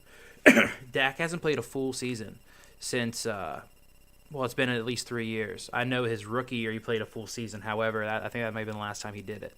But dude always gets hurt. And if he can come in and play 2 or 3 games and do an elevated version of what Cooper Rush did, because this is the thing, man. Cooper Rush threw the ball 15 times in a couple of games, and they would come out with the win. They're like, oh, man, Cooper Rush might be good enough to play on another team. I'm like, dude, there's no way in hell Cooper Rush is worth a damn to go elevate a team somewhere. He'll just be a backup somewhere else. It'll be a lateral move for him. So, But that's what I'm saying. Like, it would be a lateral move, but now you're not going to give up that 4th round pick and not suit Trey up on Sundays. It's more than likely going to be Coop that's not suiting up on Sundays. So why not? I mean, New England comes to mind right off the bat. Try to trade him New England for a backup. Cooper Rush, yeah. Well, they don't got a quarterback, yeah. I mean, try to trade him to I mean, even within the division, screw it. Washington, who's their backup? Jacoby Brissett. I think Coop's a little bit of an upgrade over Jacoby. I don't know about that. And that's the whole thing there, man. Like Cooper Rush just looked good on a good team. Jacoby Brissett beat Patrick Mahomes with the Colts once, and that's the whole reason why he's still on a team. I get it, but I mean, you got teams out there that needs a backup quarterback, so that's why I would try to flip him. Yeah, and this is where I'm getting at here with Trey Lance. Now we're looking at trajectory. Now, of course, they traded him for a 4th round pick. They still know they got a number 3 overall talent, and he could be that. If he's anything like Dak, he'll be just fine. But we're looking at trajectory here. Do you think that he is now taking the route of a Baker Mayfield? Like, do you think let's say Dak doesn't get hurt and he has a great year and everything goes well for the Cowboys. Are they going to keep Trey Lance? Are they going to hang on to him? Are they going to let him, is he going to say, I need to play for another team? Is he going to bounce around from team to team like a Baker Mayfield? Or is he going to, still be to be determined, but is he going to be like a Zach Wilson and just stay behind Aaron Rodgers until he retires? Well, I don't think no one's picked up his 5th-year option, right? I mean, I don't think that's happened. No. So I feel like I'm pretty sure this is his 4th season, so this is technically his contract year. I mean, after this season, it's realistic where he could possibly sign to a quarterback-needy team who takes a flyer on him because he was that number 3 overall pick. You're going to have teams out there that do it just because he's the number 3 overall pick and they think he has all the talent. I think he is going to have the same trajectory as Baker Mayfield, though. I know Baker led the Browns to a playoff appearance, but ever since then, it's been downhill, and a lot of that you can blame on the coaching staff, like Stefanski. Not a fan of Stefanski. But I mean, honestly, if I was Trey Lance, the one team that I would consider going to, call me crazy. If I was him, though, I'd go back to the NFC West and play for the Rams under Sean McVay.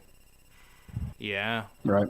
Depends on the situation. I got a fun storyline for you guys, and let's hear it. There's a snowball's chance in hell, but I want you guys to picture this. I'll fast forward it and then I'll backtrack.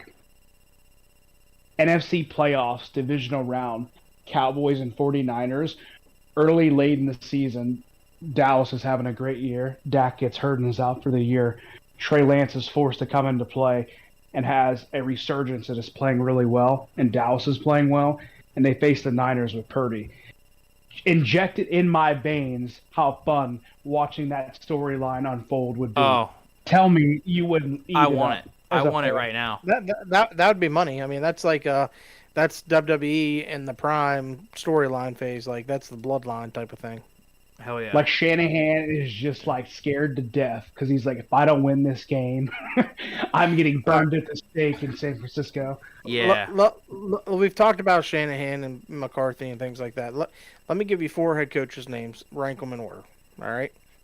I'm just going to give them out there. I'll give you my rankings first. So, number 1 out of these 4 names, I have Sean McVay. Okay. Okay. Number 2, I have Mike McDaniels. Number 3, I have Kyle Shanahan. Number 4, I have Mike McCarthy.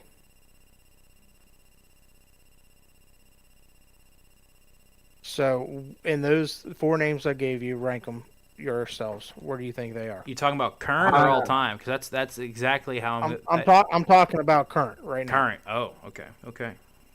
It's really hard because the top two to me are McVay and Shanahan. Um, McVay has the title, but Shanahan has the consistency. Really, really tough there. I'm putting Mike McDaniels, and the reason I didn't mean to cut you off, but I want to put context behind why I put Mike McDaniels over Kyle Shanahan. Kyle Shanahan went to San Francisco and made that team more consistent. You're 100% right.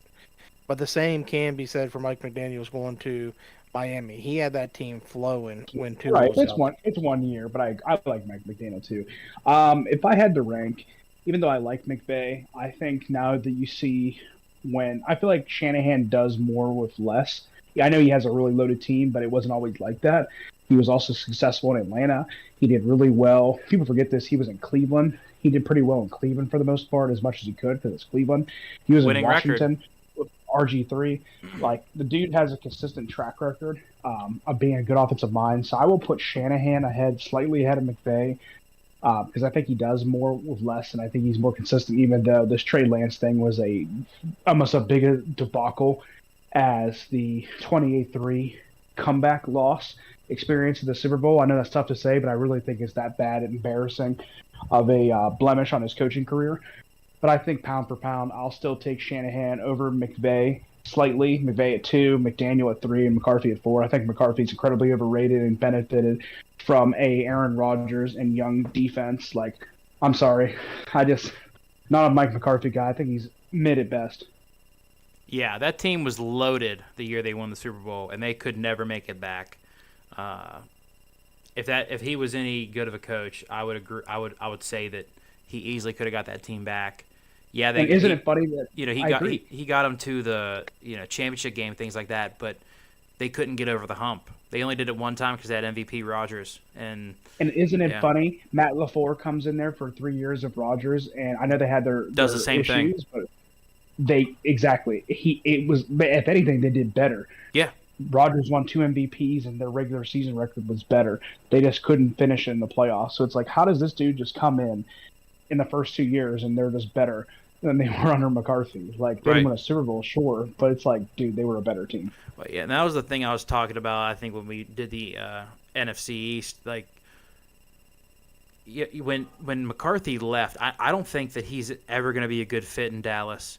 When you leave a great organization in Green Bay, you win them a Super Bowl, you always have a winning season. Like, he left on a winning season. They actually did worse last year than they did the last year that they did with McCarthy. And he tried saying that he was a changed man to Jerry Jones, and smart dude pissed in Jerry Jones's pot, and he was able to stay the night at his house. And so he got close to him, and Jerry Jones should have never done that, man. He should have never believed him. He's a liar. Yeah, but Jerry Jones he needs to step back from football perspective. I alluded to this before. He loves money. I alluded to this before, but he's starting to be like, and God rest his soul, but Al Davis, when Al Davis was towards the end of his rope. I don't listen. I'm not trying to. McCarthy has something that a lot of coaches aspire to have, a Super Bowl ring. But again, we alluded to this. That roster was stacked. He hasn't done shit since. The reason I brought up those 4 names is you have 3 young guys and a guy that's a retread. I would have taken any of those 3 guys over McCarthy in a heartbeat. Yeah. Oh, yeah. And then, he picked the worst guy, in my opinion. He could pick a lot better. And we're talking about Trey Lance, and that's why I think Trey Lance going there, from learning behind Dak Prescott, I think that's going to benefit him. That will, but I don't see McCarthy staying there next year. That's where I was getting at. So that's why I also don't see Trey Lance really getting another fair shake in Dallas. But that's just my opinion. But go ahead, Wales. Rank them, those coaches. Oh, so I would have to put McCarthy at 4. I love Mike McDaniel, but I got him at 3 here, and then I got Shanahan, McVay. I love Kyle Shanahan, man.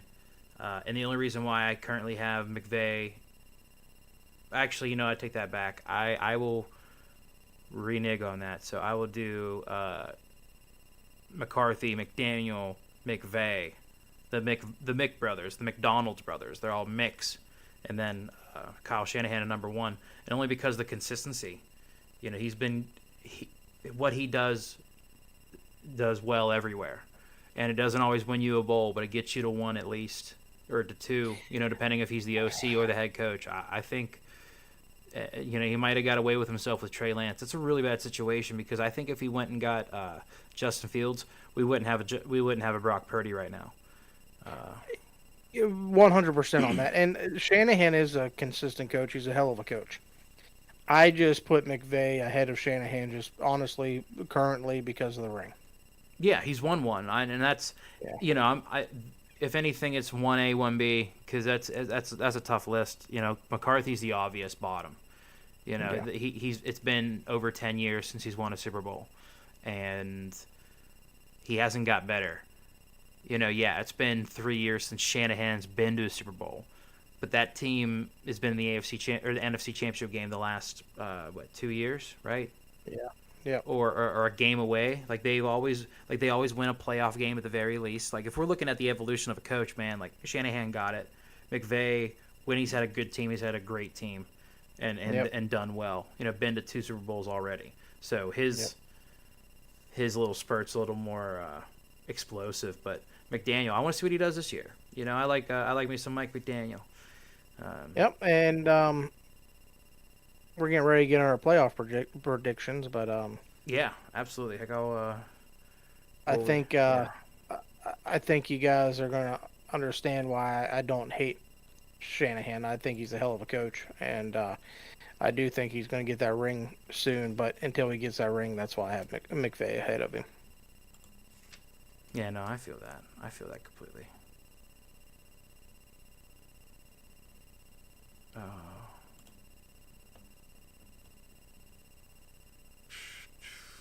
It's been a fun night, though. Oh, no, it's been a great night. It has been a great night. Boom, boom. And... So I got to share this real quick. I doubt they do it. There's some rumors going around, the Steelers community and Bleacher Report. But one of the big things Pittsburgh did was keep 2 punters. Man that was cut by the Jets, and we picked up off waivers, and of course our Presley Harvin, who we had, and Harvin's going to win the job. But people were wondering, why do they keep 2 punters? Well, they're looking to make a move. Well, there's a report saying that Pittsburgh might trade Man to Philadelphia for a defensive back, and I'm reading the report saying, I guess Terrell Edmonds, of course, made their roster, but I guess he was on the chopping block. How hilarious would it be if we traded Man back for Edmonds and somehow got him back into the fold? Terrell Edmonds was on the chopping block for the Eagles. That's what I'm reading in one of the comments. Wow. I'll look at it, but they were saying, Dude, the roster's stacked. But they were saying that they were asking, is this guy, was he bad this summer? He's not a scrub. And someone said it was said he was on the chopping block. That's what someone commented. So, that's kind of nuts to me that he would be on the chopping block. But did he leave just because of the money? Did he get a better contract with the Eagles? No. We actually offered him more money. He just wanted a fresh opportunity. And okay. I mean, unfortunately, it sucks because I think he plays better than what he gets paid. But at the same time, he's just an average, consistent, available safety. He's solid. He's just a chess piece. But he won't accept that, and his market's just awful. I got a name for you, and if I'm remembering correctly, you remember Trey Boston, the safety, played for the Chargers for a while? He was always one of those dudes where I kept saying, dude, the guy has all kinds of interceptions. PFF grades him really well. Why does this guy never get a contract? That's what Edmonds reminds me of. This guy where, he plays above his contract, but no one values him. So, unfortunately, you're not getting that big contract. Even though you probably are a nice player for people, they don't value you, unfortunately. Yeah. No, I agree with that. That's a good comparison. Kev. I like that. I just remember every year being like, why is this dude always a free agent? Every time I see him, like he has like 5 interceptions a year, always PFF, good coverage, and like, well, he's a free agent again. I'm like, dude, why doesn't he sign with a team? Yeah. Let's jump in these predictions though. Cool. Hold on one second. Let me. This is the 2K 4K podcast. Thank you for tuning in to the preview here of our playoff predictions. Wait a moment, though.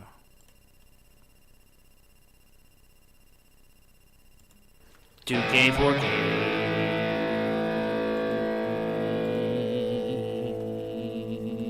2K 4K. 2K 4K. 2K 4K. 2K 4K. 2K 4K. 2K 4K. Wow! 2K 4K. 2K 4K. 2K 4K. 2K 4K. The All one and right. only 2K 4K. The one and only. 2K 4K. We made it. 2K 4K. 2K 4K. Hey, boys, what's going on? What's up, Kev? What's up, Kyle? It's a 2K 4K podcast. Happy playoff prediction day. How about that, huh? Yes, sir. I'm ready to rock. And I'm ready. Super Bowl prediction day. Hey, sir. I don't think we can do Cool. that. Boys, I don't think I listen, can say that. I know you're the baseball guy, Wales, It's early. but I'm ready to lead off, baby. I'm ready to hit. Hell yeah! So we're getting the NFC playoff prediction, and we're talking about the who's in the big game, and who's going to win it here. So yeah, we're gonna go down the row here and rumble and tumble and bumble and stumble. What do you got for us, Kev? Well, Hold on, real quick, Kev. What's your on base percentage? 250. 250. I'm just good enough to stay on the team, but I ain't good enough to make an impact. 69. 69. So You're not even breaking 100, man. You're off the team. I'm sorry.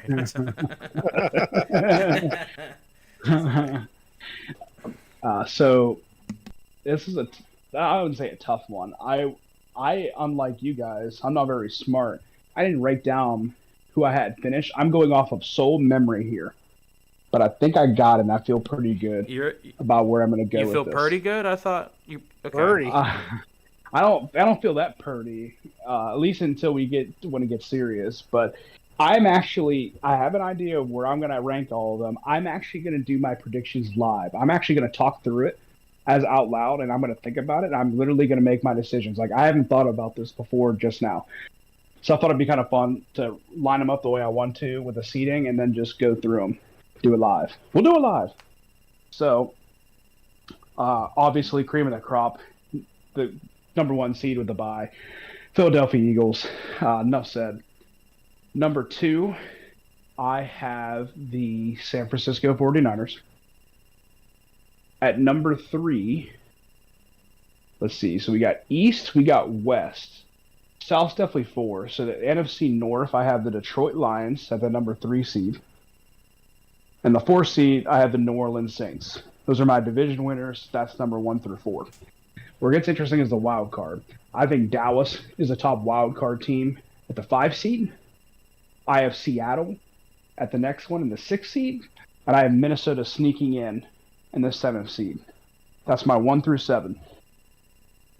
As we go through this, of course, Philly's got the bye, like I already said.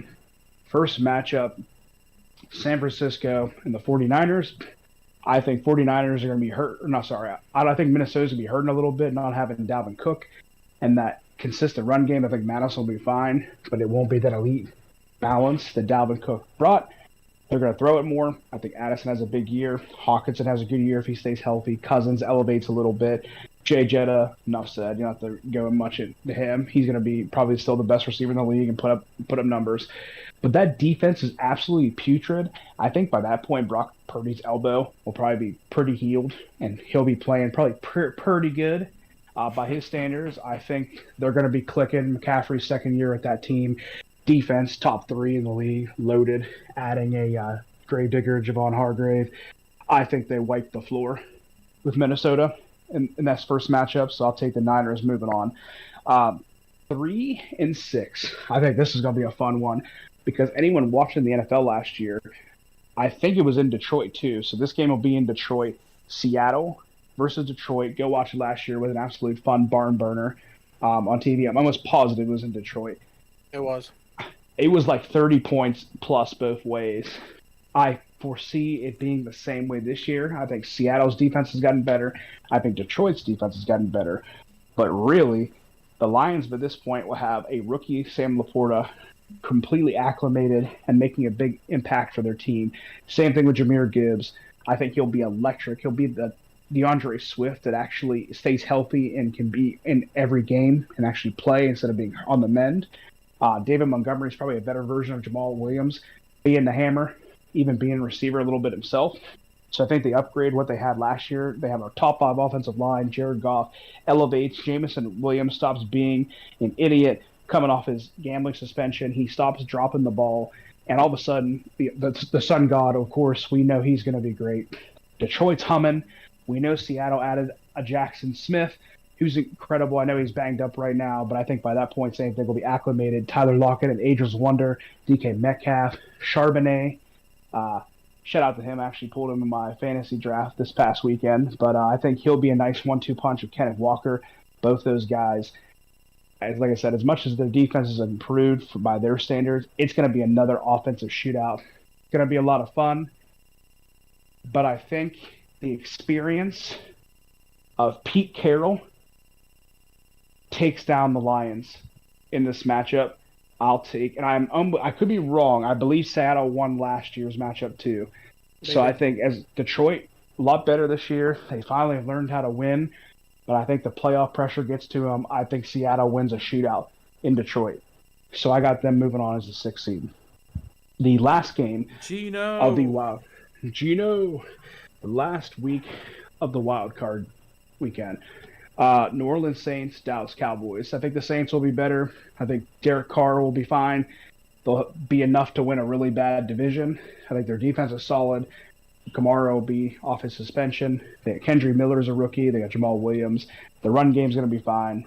We'll see if Jimmy Graham can bring anything to him. I think Michael Thomas actually stays healthy for once and is a nice number 2 receiver. Olave reaches elite status. So I think the Saints are above average, above 500 team, and sneak in. But they're playing a buzzsaw in Dallas, whose defense, I think, got a lot better with a Stephon Gilmore, and a Mozzie Smith out of Michigan.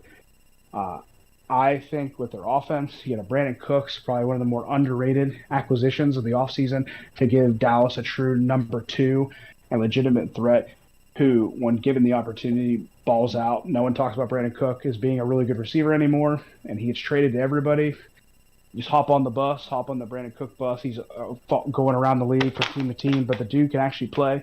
He hasn't been motivated or healthy or having fun since he's been in Houston. Well, now he's in Dallas. I think he's on a winning team. You'll start to see his great play come back. CeeDee Lamb, enough said. Dude's an elite receiver. Really probably shows out this year. Michael Gallup is where he probably should be as the third, a really high-end third, probably a 2 on some teams. So Tony Pollard finally putting the rocket on his back, being the guy. Zeke's not there anymore. Even little Deuce Vaughn, Kansas State looking good. Maybe becomes the new Tony Pollard, giving them that spark behind Pollard as the main bell cow. And their offensive line's improved. I think Dallas, even on the road, goes into New Orleans and puts it on them. I got Dallas moving on to the divisional round. So let's see how I have it ranked. I have 2 wild cards. So 5, 6. So the worst seed in Seattle is going to play Philadelphia. I won't go into too much about Seattle. We've talked about Philadelphia. They literally don't have a hole on their team. If they stay healthy, they're going to run through the entire league this year. I think they're just too much for Geno and company. I don't think the Seattle defense can slow down the Philadelphia offense, and I think that defense is just smothers Geno, especially going into Philly. I know Geno's changed a little bit, grown up a lot, become a different dude. But as Seth said, Geno always played awful in the cold. And there's something that DNA in those Florida boys, when they get in that cold, it's really tough. And I know Seattle can get cold sometimes too. But it's a different cold in Philadelphia, brothers. The city of brotherly love is nothing but hate at that time of year. Hate. I hate your guts. I hate your face. Seattle gets smacked. This jacket's made with your mother's pubic hair. Seattle gets smacked. Good season for Seattle and Gino and company, but Eagles eat them alive. I got them moving on to the conference championship. Surprise, surprise. Next matchup, lo and behold, the San Francisco 49ers and Dallas. God, I hope the Trey Lance storyline happens. It would line up perfectly. God. Let the stars align. But now I still have Dak playing, and I have Dallas doing well. This is a tough one for me. It's the more I think about it, I feel like Purdy's going to let them down when it comes down to it. But I think he plays well enough. He's healthy at this point. I think the Niners and Cowboys have a instant classic type of game. But I think Niners being at home, I see the Niners pulling this off and winning a close game with Dallas. I don't think McCarthy has the chops to get it done. I think he's a mid-coach at best. And when it comes down to those close games against those good teams, no matter what type of talent you give him, I think he will fold just like he did in the majority of his career in Green Bay. So I got San Francisco slipping by in the divisional and heading to Philadelphia for the rematch that everybody wants to see with a healthy Brock Purdy. And we get to find out what Brock Purdy's really made of. And I'll even say I think he plays pretty well. For his standards, I think he plays pretty well. I think he tries to give the Niners a chance, but I got the Eagles winning by 10. I think that pass rush is ferocious. They show Purdy that you're not quite there, kid. You're not ready. You weren't ready to beat us last year. You still aren't ready to beat us this year. And Philadelphia is just too stacked, too loaded, too hungry to repeat and correct the mistake that happened last year and giving away that Super Bowl to the Chiefs. So I got Philadelphia taking the NFC title again and going back to the Super Bowl to play my AFC champion, the Buffalo Bills. All right, Kev, not bad, but as they say on Varsity Blues, Billy Bob says to Mox, "That's where you're wrong, Mox." I don't want your life, right? Right. So, Wells, I'm going to jump in right now. Absolutely, That's you got it, brother. I got my notes. I'm ready when you're done. I'm ready to rock and roll. The number one seed. We talked about the Eagles being a buzzsaw this year. I have no doubts about that. But I'm on the Purdy train. I got San Fran as the number one seed. I think Nick Bosa comes back eventually. I think he gets that contract. That defense is still really good. I know Philadelphia has virtually no holes, but I think 49ers' schedule is a little bit easier than Philadelphia's. I think Niners number one seed. Purdy plays really well. He might struggle in the beginning with that injury, coming off that UCL injury, but I have a lot of confidence in him. Got a lot of confidence in Shanahan. He's always consistent, as we talked about. So I got Niners as number one seed. Number two seed, Philadelphia. Jalen Hurts. He played really well last year. I accept the same this year.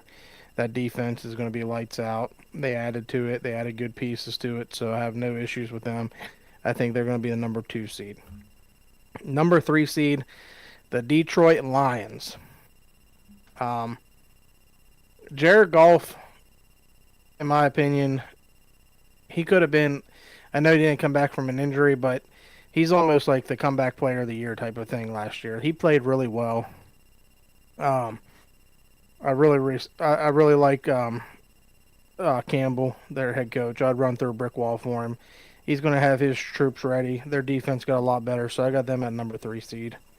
Number four seed, obviously NFC South, DC and the boys in New Orleans.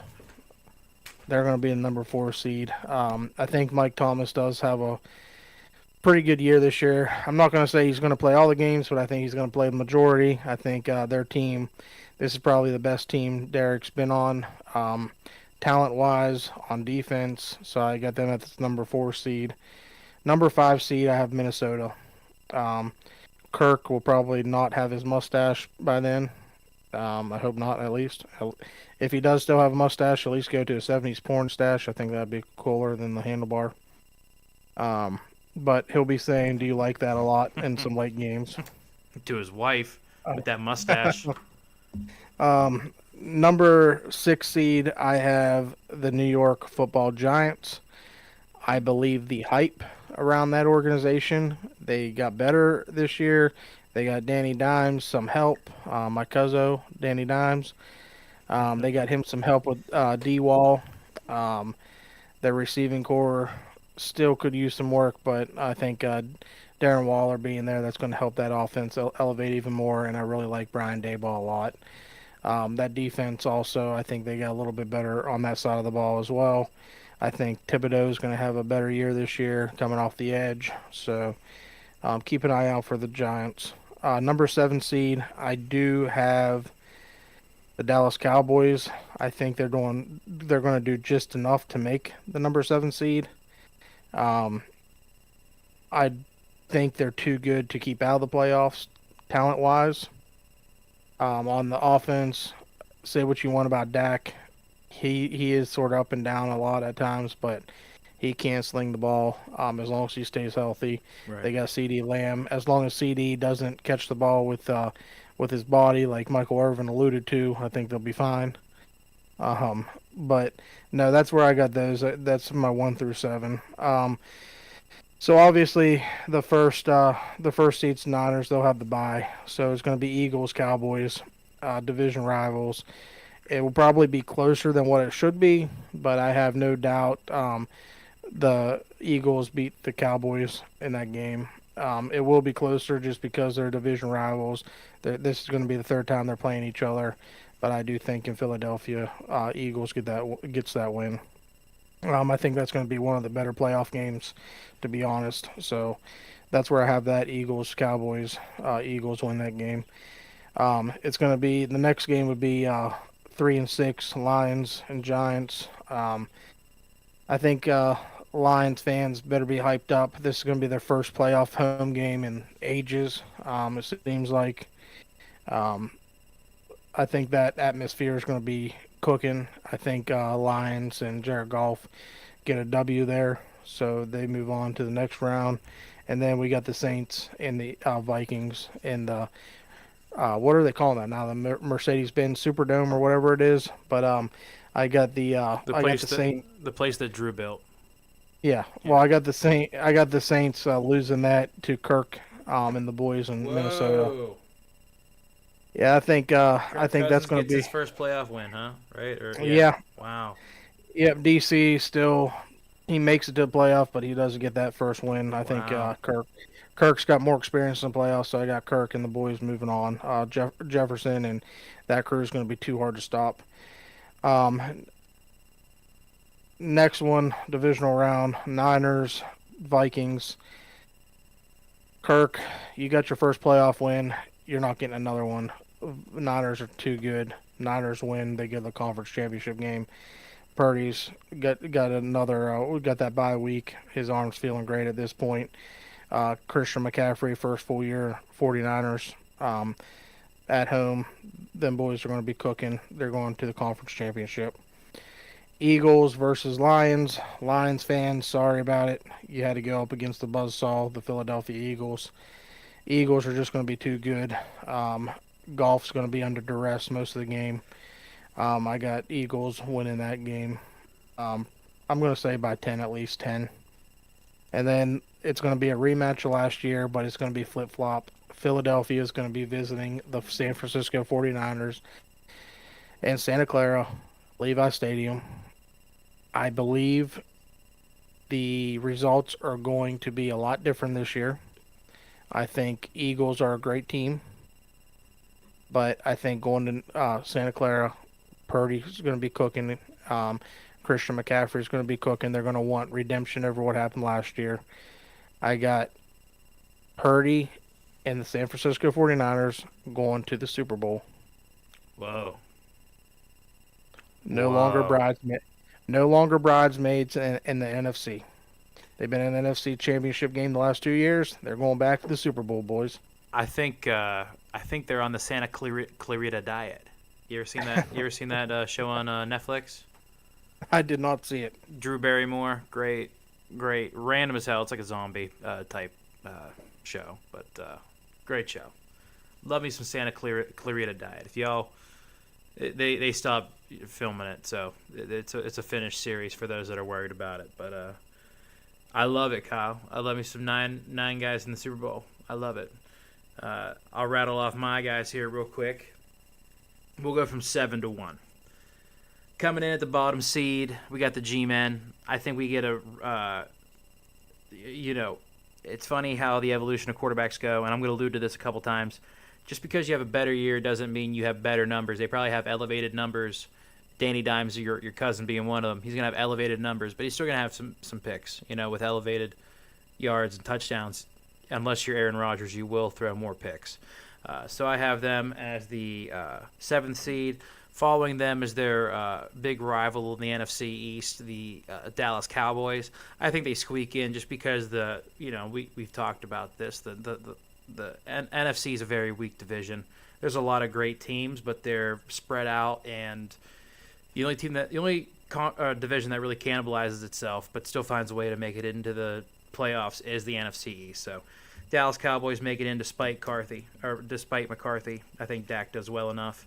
And I do think we get a little bit of Trey Lance action, and then we're like, oh man, it's like what happened in, what happened in Dallas, Dak's rookie year. Like Tony Romo got a hurt back. Let's see what Dak can do, and then he takes over. And now it's just like Dak got hurt and he cost a lot of money. Let's get rid of him. And so I think that's what's going to happen there, because we're going into another contract situation with Dak, and you pay him more, you ship him off. I think you're going to ship him off. But number 5 seed. With reigning comeback player of the year, I think the Seattle Seahawks squeak in. They're going to be the top wild card team. They might have a better record than one of the division leaders in the conference. But the Seattle Seahawks are going to come in hot, ready to take a win from somebody. But the number 4 seed is the New Orleans Saints. The Saints. The New Orleans Raiders. I think Derek Carr comes in and does good enough to be the division winner, but I actually think the Saints will be, in terms of record-wise, not as good as the Seahawks. The number 3 seed, I think a couple of us already have them here. Very excited to see us all feeling that, and I hope this happens because the Detroit Lions deserve it. Dan Campbell, I love you. Let me be the water boy for the Lions. I'll do it right now. I have them at number 3. Number 2, I have the Philadelphia Eagles. Now, again, I talked about Danny Dimes, getting better, but also with having more volume and having more yards, touchdowns, whatever, he's going to throw more picks. I think Jalen Hurts has a situation like that. I'll go a little bit deeper into other things of this team, but I have them number 2.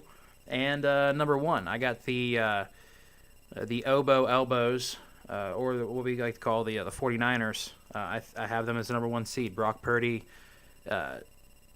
The only time Brock Purdy ain't playing is when they go into Week 18 and they start Sam Darnold because they already have a first-round bye in the books.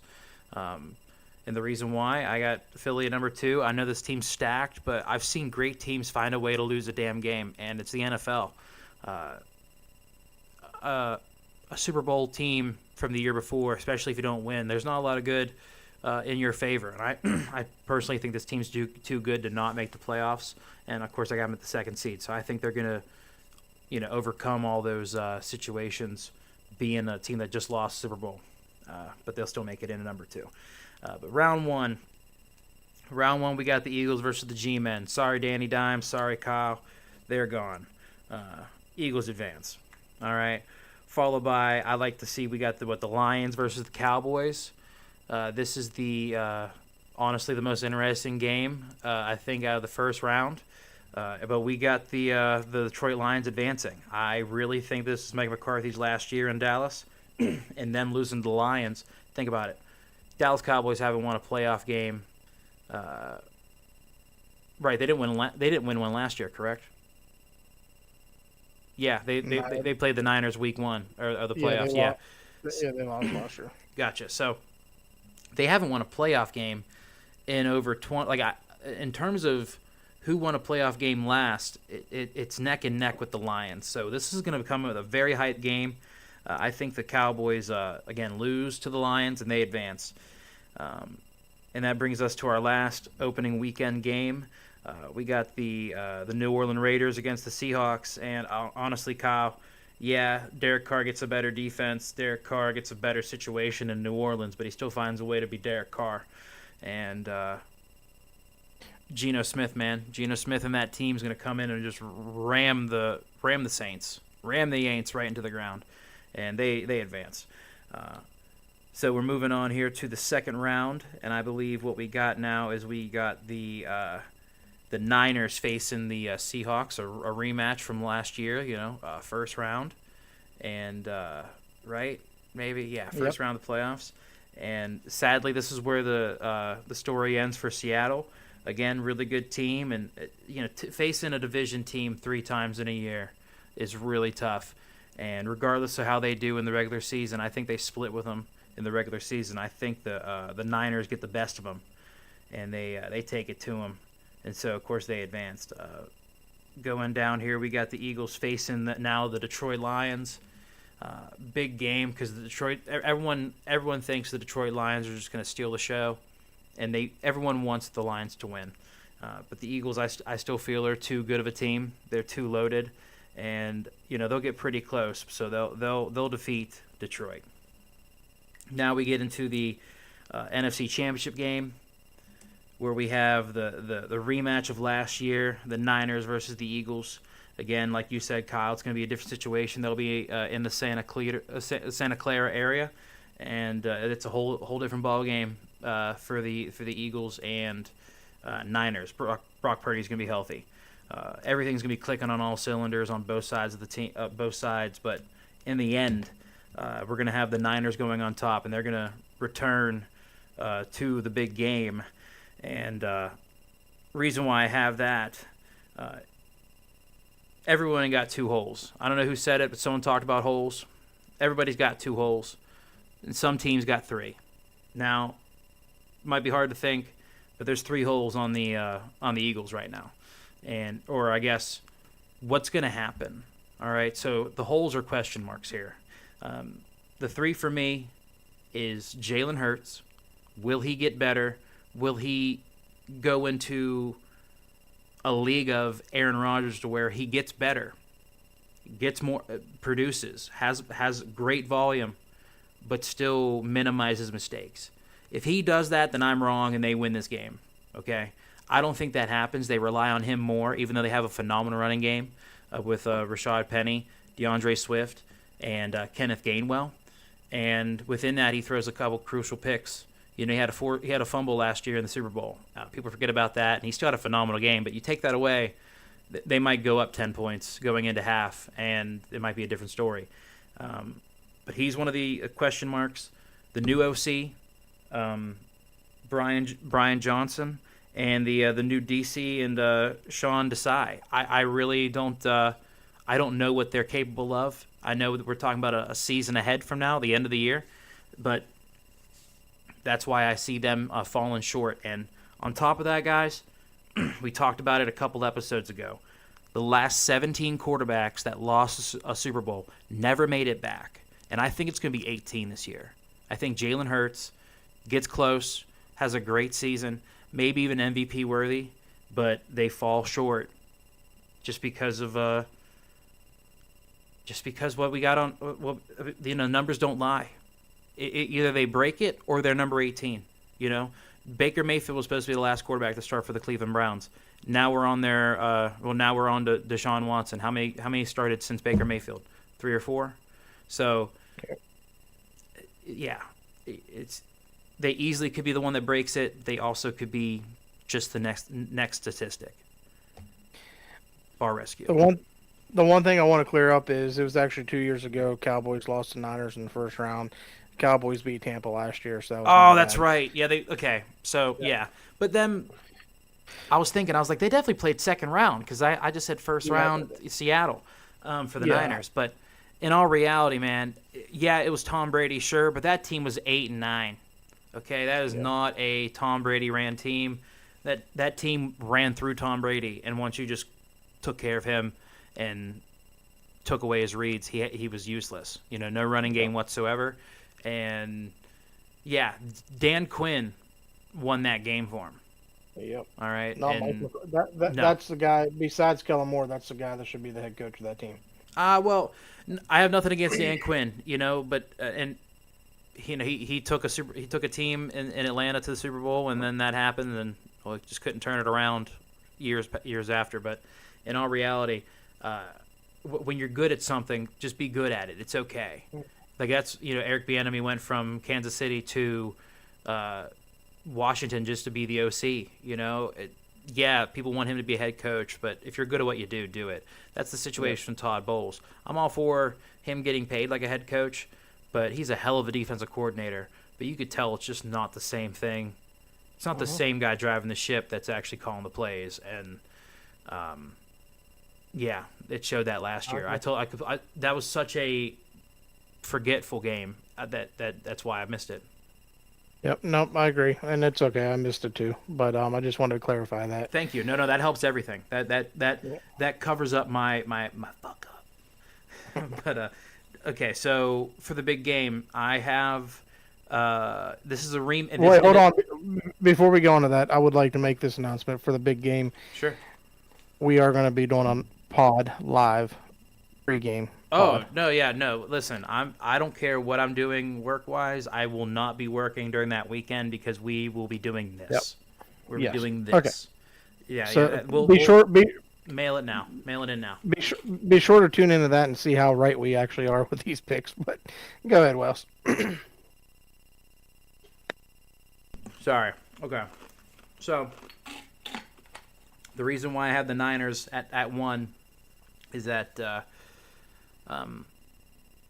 by this time this goes up and available, you already know my AFC predictions. I have the Chiefs making it back at a one-time, back-to-back, a 4 or a 3 and 4 years, right? I think it's going to be a rematch with them and the Niners. This is going to be, just like the Patriots and the Giants. Now, to see if, I guess it ain't going to be Jimmy G this time. It's going to be Brock Purdy. Let's see if Brock Purdy can pull off the impossible and be a Eli Manning type player and take away one from the GOAT. I don't know who's going to win this game. I have all the faith in the world in Patrick Mahomes, especially when you come back and you already won 1 or 2. In this case, you won 1 last year. They're going to act like they never won one before, and the resurgence of a Travis Kelce, just being the freaking nature that he is, future Hall of Famer. You got a reflection of Brady and Gronk, but they do it their own way. So it's gonna be hard to root against root against the Chiefs. It's gonna be hard to do that. So you're taking the Chiefs? Yeah. That's where you're wrong, Mox.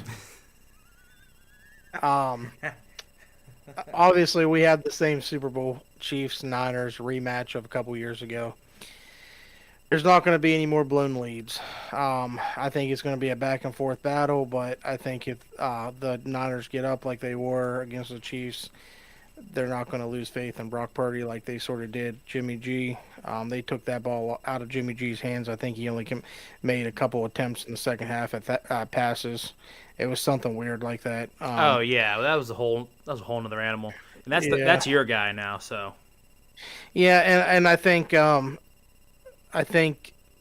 Shanahan has learned his lesson, and when he gets back to that game this year, I think he's going to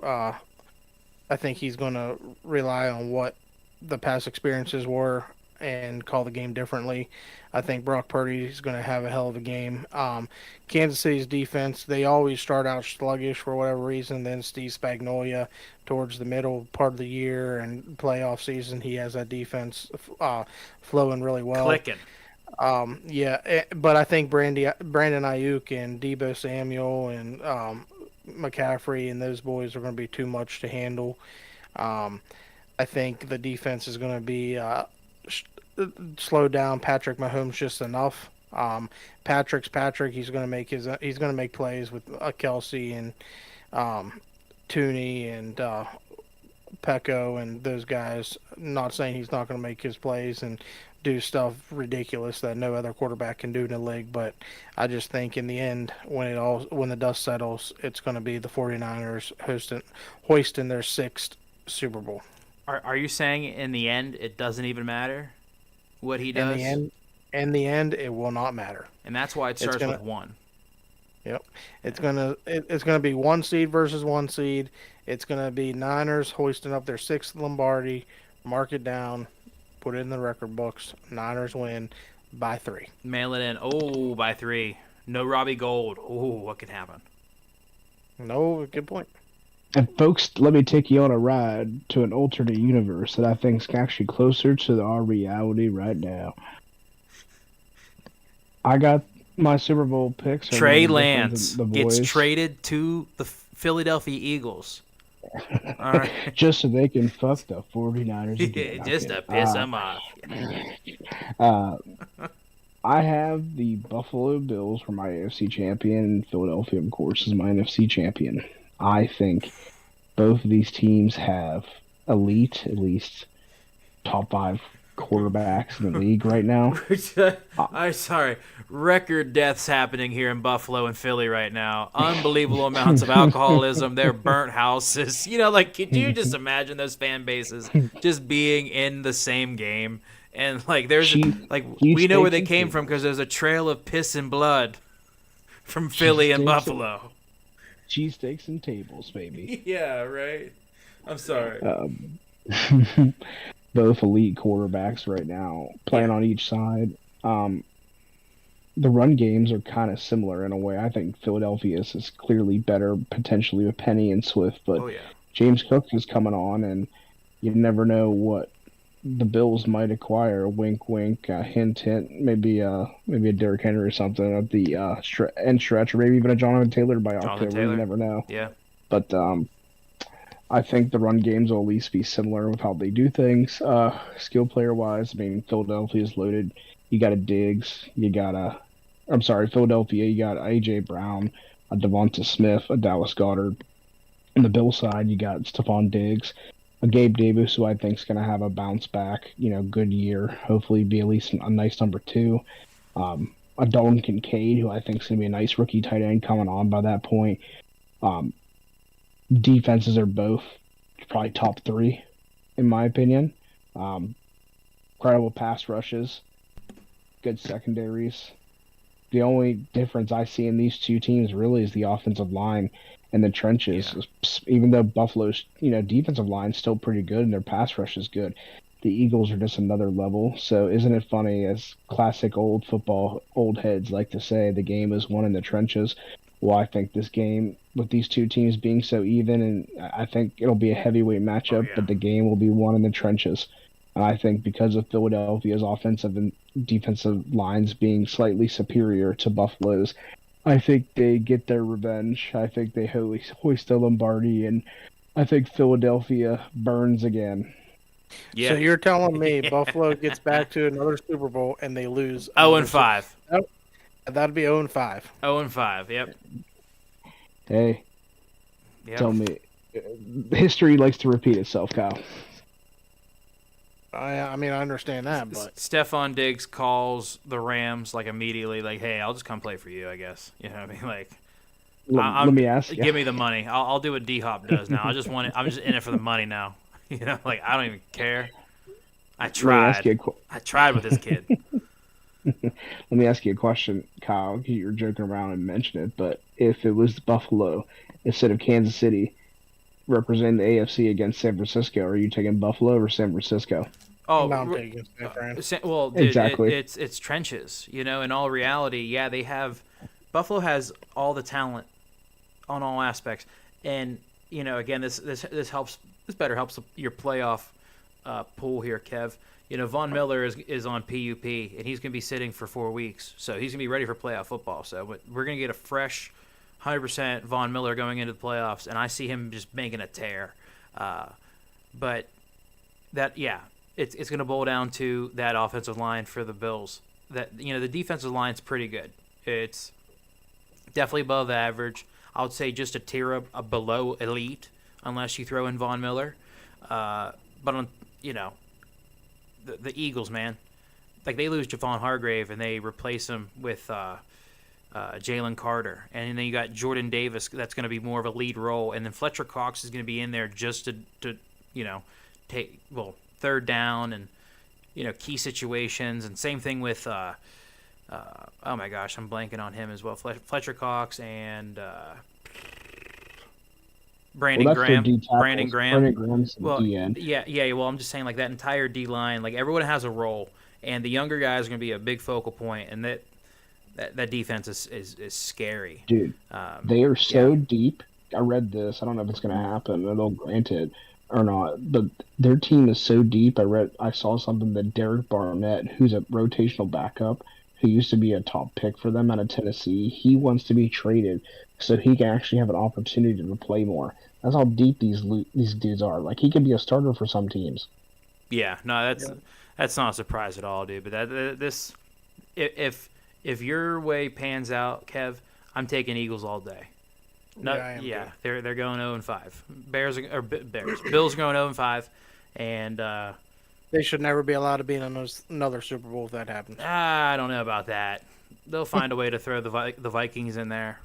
I just think The Falcons will make another one in 20 years. A bunch of Guys, teams, offers. it's crazy to me. I still pick Buffalo regardless of this happening, but the more the Jonathan Taylor drama keeps going, the King Henry idea thrown out there by Jones, even all these contracts on, even a Josh Jacobs, if the Raiders don't want to commit to him, it's just so strange to me that I could just see Buffalo seeing the writing on the wall that screw it, we're going to go all in and we're going to make the play. Like, let's say they're a winning team, of course, like they will be, and they're a top seed, and they know their first round pick is going to be late, and they say, let's go all in. Let's go get Jonathan Taylor for the first round pick, and let's go try to win a Super Bowl. I mean, Tell me with a JT that team doesn't beat the Chiefs. I think they do. So that's why I think Buffalo is special. I think they make it even without the running back. But if they go get a running back, like I just feel better about it. Like I really do.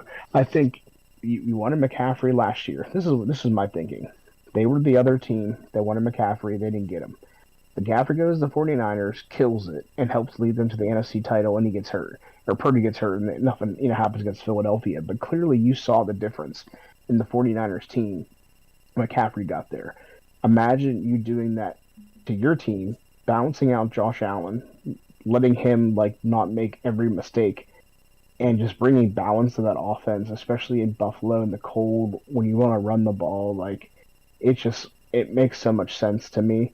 And I think they're going to do it, especially with Diggs being angry, Von Miller getting old, clearly getting still banged up from last year. This is your window, Buffalo. This is your chance to even a Derrick Henry, whoever it may be. Take your chance, shoot your shot. I still think you end up, losing, in my prediction. But I'll tell you what, if every Buffalo fan, it might be heartbreaking to lose another one like that. But ask every Buffalo fan if you get the chance to go to the Super Bowl. Would you do it? Of course they would. If this trade gets them to the Super Bowl, they have to do it, no matter win, lose or draw. I agree. Yeah, they're very much on the cusp. If they, this is a make or break year for the Bills. If they really want to make a push, you go after Jonathan Taylor. Yeah, Derrick Henry, sure, but no, the more realistic thing is Jonathan Taylor. He wants out. No one wants him. They're probably going to let him sit on the shelf for a little bit, and then oh, hey, we're in contention. Everybody's going to get it back. New England went and got it back. The Jets got it back. Yeah, we got James Cook, but we need in Damian Harris. We need one more guy, and Jonathan Taylor becomes the main guy. And when you got a tandem in the backfield with Cook and him, and then you throw in Josh Allen, that's a tough outing. But that's that's your predictions though. That's what you got. But the longer that they don't make the Super Bowl, the less likely they will be. And the reason I say that is you have a small window when your team's this good to make the Super Bowl, to make a Super Bowl run. In a couple of years, if they don't make the Super Bowl with the team that they have now, the roster, the players that they have now, we could be talking about Josh Allen being the next Dan Marino, the next Phillip Rivers. Well, yeah, but says like at least Dan Marino made it to the Super Bowl. Phillip Rivers, But yeah, sadly enough, is accurate.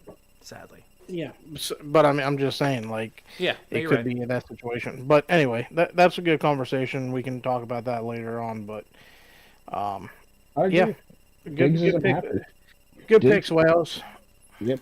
Great picks all around. I love it. Yeah, Kev, you did all right, but I mean, ours is more likely. Trey I'll remember Lance. that. I'll remember that Raiders at the 7th seed. You know, we're gonna get a live crow and just kill it on air. All right, get canceled and then feed it to you, Kyle. That's what we're gonna do. Eat the crow, Kyle. Be like Ozzy Osbourne biting the head off the bat. FEMA wants a word. But anyway, good show, guys. Great show. Yes, it was. Thank you, everyone, for tuning in. This is the 2K4K podcast. Make sure you like, subscribe, and make sure you resubscribe. Never. We'll get you to eat an eagle, Kyle. How about that? Is that wrong? No. Yeah, make sure you tune in on YouTube now. We're going to be on YouTube live, and then watch the clips and everything else on our TikTok, Instagram, and listen to us on Spotify. Please listen to us on Spotify or wherever you get your podcasts, because that's where they are. That's where we are, wherever you get your podcasts. I'm sorry, I'm not pointing at the right camera. Wherever you get your podcast, we're there. I promise. We are here. It's boys. It's not goodbye. It's see you later. It's see you later. For now. Until next time. Kev, when you have to sing Autumn Wind, cry me a river. You know, I'll do that. I'll do that in the back. Cry me a river. No. Oh. Kev, you know my reference. Absolutely. You got a problem with me? You want to take it outside? Let's go. The pro wrestling podcast should be fun. Yes, it will be. Absolutely. Love you guys. Until next time. Keep it One easy. love. One love. Keep it easy. Keep it sleazy. Thank you. It's 2K4K. One and only.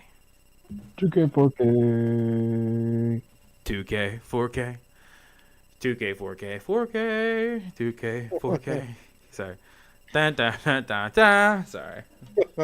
Yeah, we still recording? Yeah, I mean, technically, yeah, but I'm going to cut all this out. Hey. My screen went black a while ago, so we're running on. Well, regardless of whatever ends, Right. I'll cut this out. Hey, I got an idea. It's not anytime soon, but I gotta say this before we hop off. I was thinking about the theme song. Of course, I love it. Yeah, no. I want to have a rotating. Right. Well, I was thinking like the three of us should literally just have some ridiculous script and we sing it. Like even if it's the three of us literally singing. Yes. 2K, 4K, 2K, 4K. Because who cares? Like we can literally just have some random rock music you find in the free public domain, and it literally is just us. Since we're dubbing it and parroting, I mean, I think if we all like produce it, technically we'd be producing it. I think that could be our way out. Whatever the background music is, we need to have it in the free public domain. It must be in the domain, no matter what. Okay. Because the fair use thing, because what the